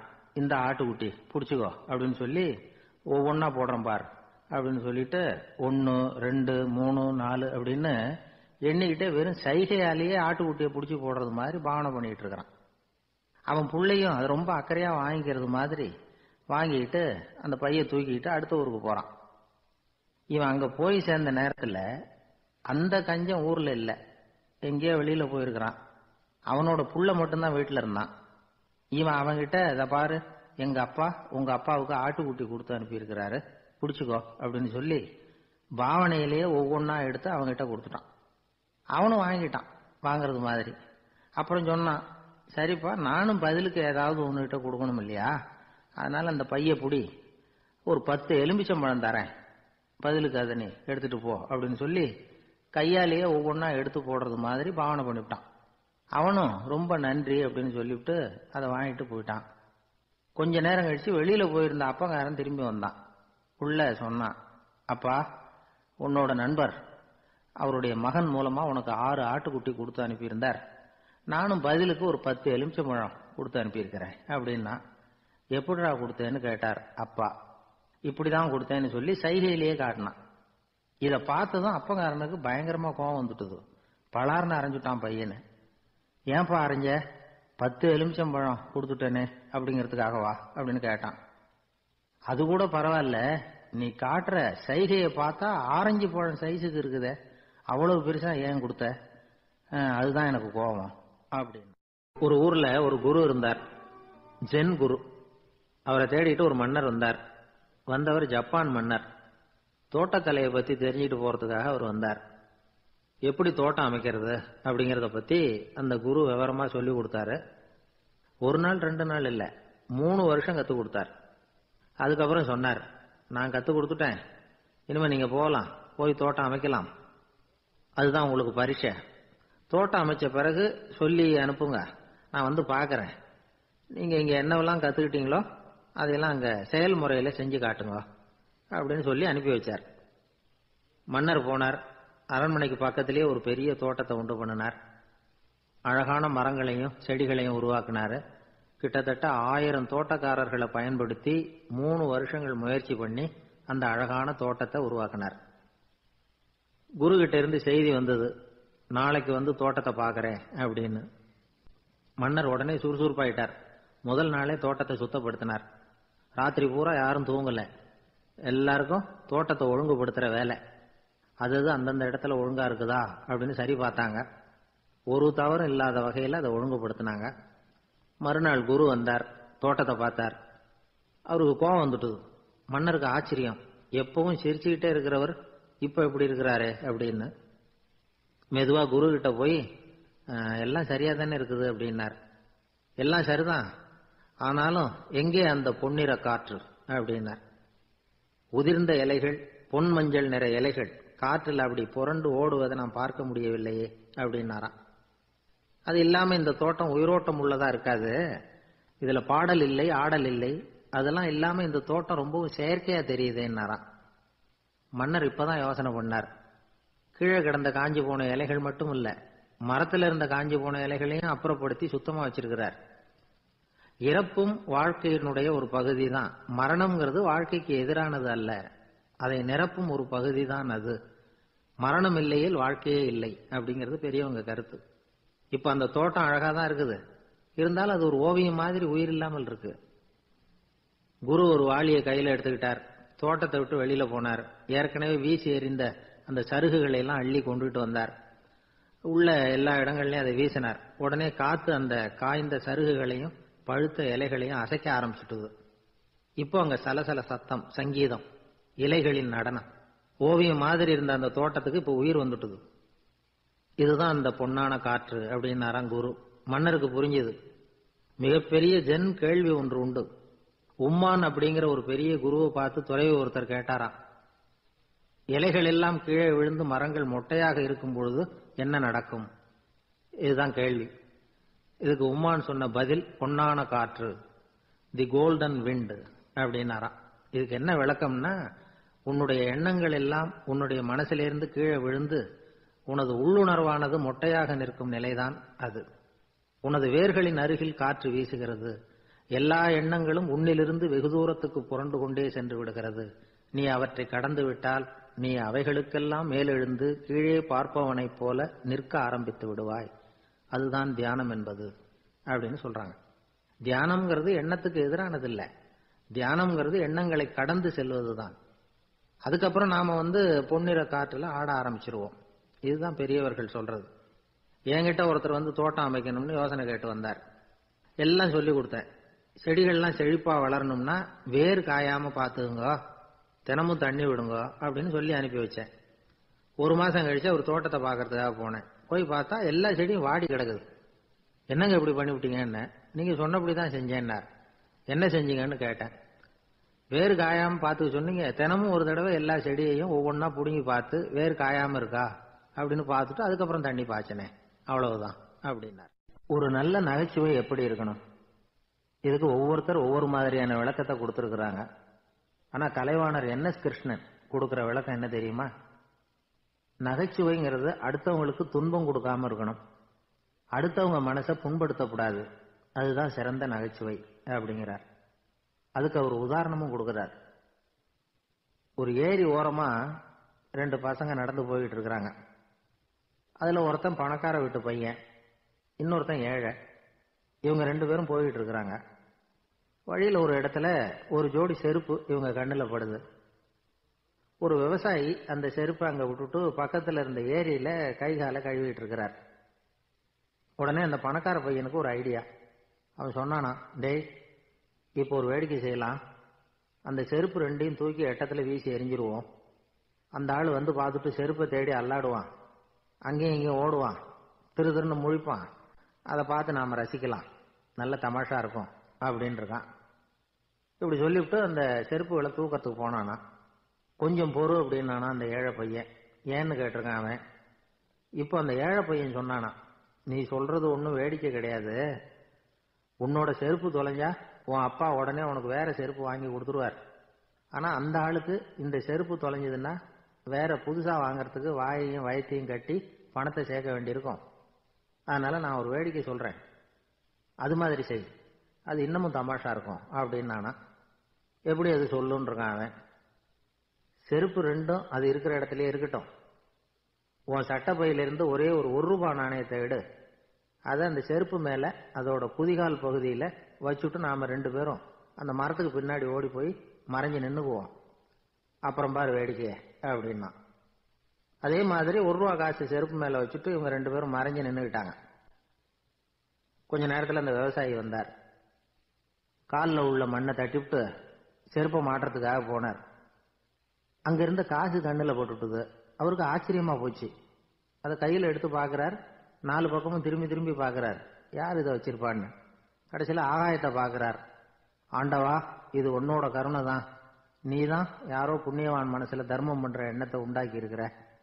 அந்த புண்ணியவான் நல்லா இருக்கணும் அப்படின்னு வாழ்த்தி அந்த காசை கண்ணுல ஒத்திக்கிட்டாராம். மறைஞ்சிருந்து பார்த்துக்கிட்டு இருந்த ஏழை பையன் இப்படி சொன்னான், பாத்தியா, உன்னை புண்ணியவான்னு வாழ்த்திக்கிட்டு போறார் அந்த ஆள். அவருக்கும் சந்தோஷம், அதை பார்த்து நமக்கும் சந்தோஷம். உனக்கு 1 ரூபாங்கிறது ஒரு பெரிய விஷயம் இல்லை, ஆனா அதனால நமக்கு கிடைச்சிருக்கிற மகிழ்ச்சி ரொம்ப உயர்வானது அப்படின்னு நானா.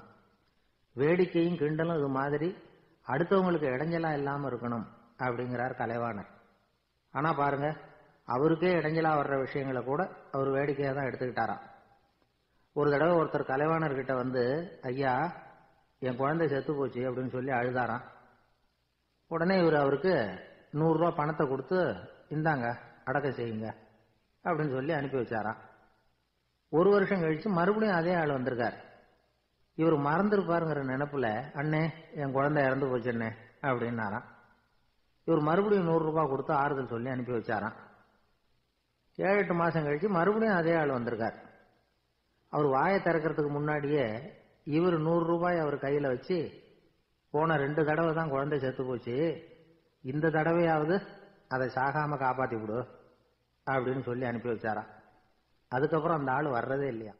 ஒரு ஊர்ல ஒரு கோயில் இருந்தது, ரொம்ப பழைய கோயில்.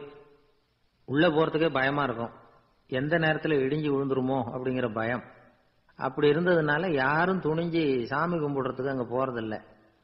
கோயிலுக்கு வர்ற கூட்டம் கொஞ்சம் கொஞ்சமா குறைய ஆரம்பிச்சுட்டுது. கோயில் நிர்வாகிகள் எல்லாரும் கூடி உட்காந்து பேசினாங்க. என்ன பண்ணலாம்னு யோசனை பண்ணாங்க.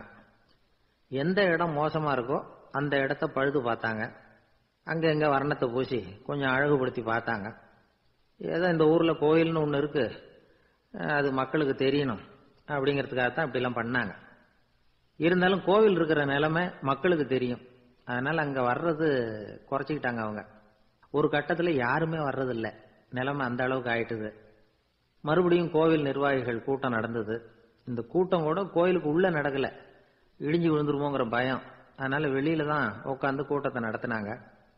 ஏன்னா உள்ள போறதுக்கு அவங்களுக்கும் துணிச்சல் கிடையாது, எந்த நேரமும் விழுந்துரும் போல இருந்தது அது. அது வழியா போறவங்க கூட வேகமா அந்த இடத்தை கடந்து போக ஆரம்பிச்சிட்டாங்க. கோவில் நிர்வாகிகள் வெளியில உட்காந்து கூட்டம் போட்டாங்க இல்லையா, அந்த கூட்டத்துல 4 தீர்மானங்களை நிறைவேற்றினாங்க. அது என்ன 4 தீர்மானம்னா, முதல் தீர்மானம், இந்த கோவிலை இடிப்பது அப்படிங்கிற முடிவை இந்த கமிட்டி மிகவும் வருத்தத்துடன் ஏற்றுக்கொள்ளுகிறது அப்படின்னு நிறைவேற்றினாங்க. இதுக்கு பதிலா இன்னொரு கோவிலை உடனடியாக கட்டி முடிச்சுடணுங்கிறது 2வது தீர்மானம். 3வது தீர்மானம் என்ன தெரியுமா, பழைய கோவிலின் கதவுகள், அதிலிருந்து பிரிச்சு எடுக்கிற செங்கல், இதையே புது கோவில் கட்டுவதற்கு பயன்படுத்தி கொள்ள வேண்டியது. பழைய கோவில் இருந்த மாதிரியே அதே வடிவத்தில் புது கோவிலையும் கட்ட வேண்டியது. பழைய கோவிலின் அஸ்திவாரத்தை அப்படியே வச்சுக்கிட்டு அதுக்கு மேல நாம கோயிலை கட்டிக்க வேண்டியது. இதுதான் 3வது தீர்மானம். இதையும் கமிட்டி முழு மனசோட ஏத்துக்கிட்டது. இது வரைக்கும் சரி.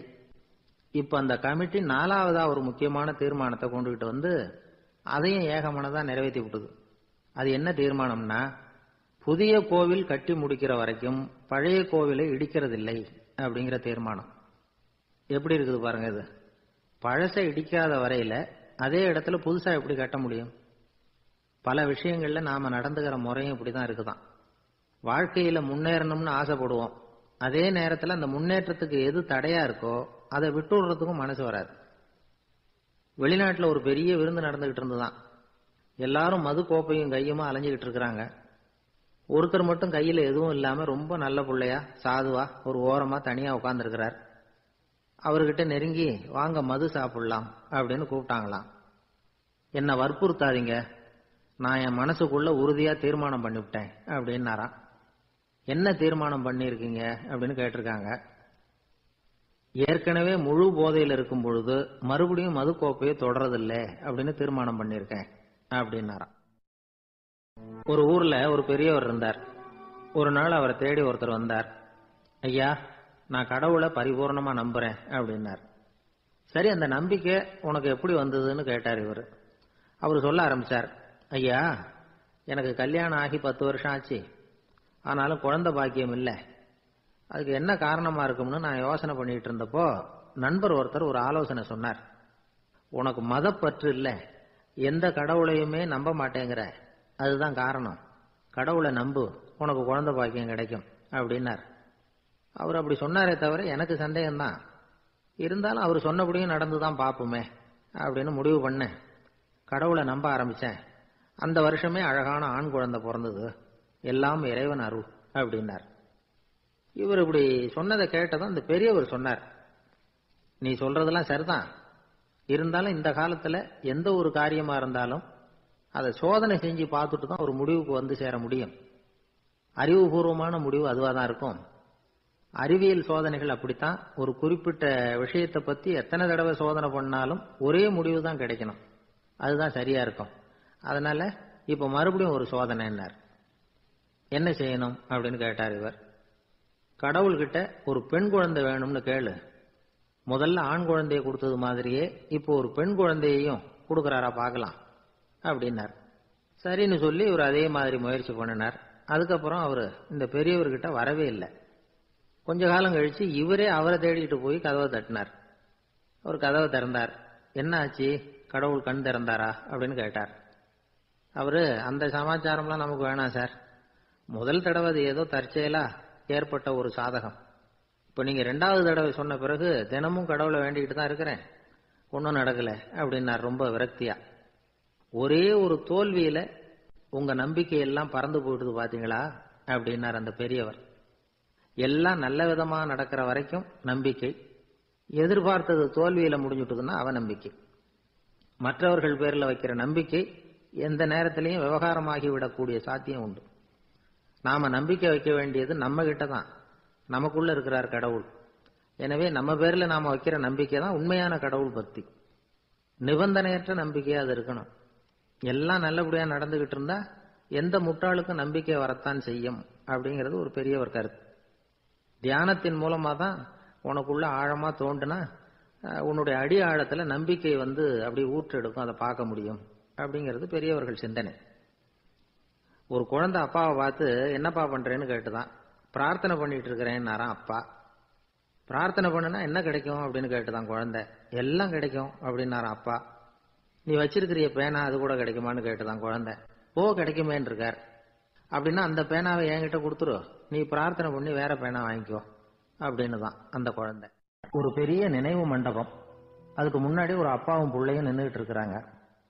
அந்த வழியா போறவங்க வர்றவங்க எல்லாம் அந்த இடத்துல நின்று அது என்ன மண்டபம் அப்படின்னு விசாரிக்க ஆரம்பிச்சாங்க. அந்த அப்பாவும் பிள்ளையும் தான் வர்றவங்களுக்கெல்லாம் விவரம் சொல்லிட்டு இருக்கிறாங்க. அதாவது இந்த இடத்துல ஒரு பெரிய மகான் சமாதி ஆயிருக்கார், அவர் சமாதியான இடத்துல இந்த நினைவு மண்டபத்தை கட்டியிருக்கிறோம் அப்படின்னாங்க. ஊரு பூரா இந்த செய்தி பரவிச்சு. நிறைய பேர் அந்த இடத்தை தேடி வர ஆரம்பிச்சாங்க. இங்க வந்து கொஞ்ச நேரம் உட்காந்துட்டு போனா மனசுக்கு ஒரு நிம்மதி கிடைக்குது அப்படின்னாங்க. அங்க இருந்த உண்டியல்ல நிறைய காசு போட்டுட்டு போறாங்க. பணம் கிடுகிடுன்னு நிறைய சேர ஆரம்பிச்சுட்டுது. பணம் நிறைய சேர்ந்த உடனே அந்த அப்பாவுக்கும் பிள்ளைக்கும் தகராறு வந்துட்டுது. பணம் சேர்ந்தாலே சொத்து தகராறு வரத்தானே செய்யும், அது மாதிரி வந்துட்டுது. பையன் அடிக்கடி நிறைய பணம் கேட்க ஆரம்பிச்சான். அப்பா பார்த்தார், யோசனை பண்ணார், ஒரு முடிவுக்கு வந்தார். ஒரு நாள் பையனை கூப்பிட்டார். இதை பாருப்பா, நமக்குள்ள தகராறு வேணாம், அப்பாவும் பிள்ளையும் இப்படி சண்டை போட்டுக்கிட்டா பாக்குறவங்க தப்பா நினைப்பாங்க, அதனால நமக்குள்ள சமரசமா இதை தீர்த்துக்குவோம், என்ன சொல்ற அப்படின்னார் அப்பா. சரி நான் பையன். உடனே அந்த அப்பா என்ன பண்ணார் தெரியுமா, மகன் கிட்ட கொஞ்சம் பணத்தை கொடுத்தார், தன்கிட்ட இருந்த ஒரு கழுதையையும் கொடுத்தார். இதை வச்சு நீ பொழைச்சிக்கோ அப்படின்னு சொல்லி அனுப்பி வச்சுட்டார். மகன் அந்த கழுதையை இழுத்துக்கிட்டு அடுத்த ஊருக்கு போனான். வழியிலேயே அந்த கழுதை செத்து போச்சு. உடனே என்ன பண்ணலாம்னு யோசனை பண்ணான். ஒரு ஐடியா வந்தது. அந்த கழுதைய ஒரு சாலை ஓரமா புதைச்சான். கையில் இருந்த பணத்தை வச்சு அந்த இடத்துல ஒரு கல் மண்டபம் கட்டினான். அந்த வழியா 2 பேர் வந்தாங்க. இது என்ன மண்டபம்னு விசாரிச்சாங்க. இந்த இடத்துல ஒரு பெரிய மகான் சமாதி ஆயிருக்கிறார் அப்படின்னா. இந்த செய்தி ஊர் பூரா பரவ ஆரம்பிச்சுட்டுது. நிறைய பேர் வந்து போக ஆரம்பிச்சாங்க. இங்க வந்தா மனசுக்கு ஒரு பெரிய நிம்மதி கிடைக்குது அப்படின்னு வேற சொல்ல ஆரம்பிச்சாங்க. வர வர கூட்டம் அதிகமா வர ஆரம்பிச்சுட்டுது. உண்டியல்ல பணம் நிறைய சேர்ந்துட்டுது. நகையெல்லாம் கூட கழட்டி காணிக்கையா போட ஆரம்பிச்சுட்டாங்க. அப்பாவை விட மகன் பெரிய ஆளாயிட்டான். இதை கேள்விப்பட்டார் அப்பா. பையனை பார்த்துட்டு வரலாம்னு ஒரு நாள் புறப்பட்டு வந்தார். பையன் ஓஹோன்னு இருக்கிறான். பங்களா, காரு எல்லாம் வந்துட்டுது. எப்படிடா இந்த அளவுக்கு ஆனே அப்படின்னு விசாரிச்சார். அப்பா, எல்லாம் உங்க ஆசீர்வாதம் தான். நீங்க கொடுத்த மூலதனத்தை வச்சுதான் இவ்வளவும் சம்பாதிச்சேன் அப்படின்னு நான் பையன். அது எப்படிறான்னு விசாரிச்சார். அப்பா, நீங்க ஒரு கழுதை குட்டியும் கொஞ்சம் பணமும் என்கிட்ட கொடுத்து அனுப்பி வச்சிங்க. அதை எடுத்துக்கிட்டு வந்தேன். வர்ற வழியில் அந்த கழுதை செத்து போச்சு. உடனே யோசனை பண்ணேன். அந்த கழுதையை இந்த இடத்துல புதைச்சேன். கையில் இருந்த பணத்தை வச்சு மண்டபம் கட்டினேன். மகான் ஒருத்தர் சமாதி ஆயிருக்கார் அப்படின்னு வதந்தியை கிளப்பி விட்டேன். ஜனங்கள்லாம் ஏமாந்து போய் காசை கொண்டாந்து போட ஆரம்பிச்சுட்டாங்க. நான் பொழைச்சிக்கிட்டு இருக்கிறேன் அப்படின்னா. இப்பதான்டா நீ என் புள்ள அப்படின்னு சொல்லி சந்தோஷப்பட்டாரான் அந்த அப்பா. ஏன் அப்படி சொல்றீங்கன்னு கேட்டிருக்கான் பையன். கழுத குட்டியை புதைச்சி மண்டபம் கட்டி இருக்கிற நீ, ஏற்கனவே நம்ம ஊர்ல நாம கட்டி இருக்கிறோமே மண்டபம், அது இந்த கழுதையோட அம்மாவை புதைச்ச இடம்.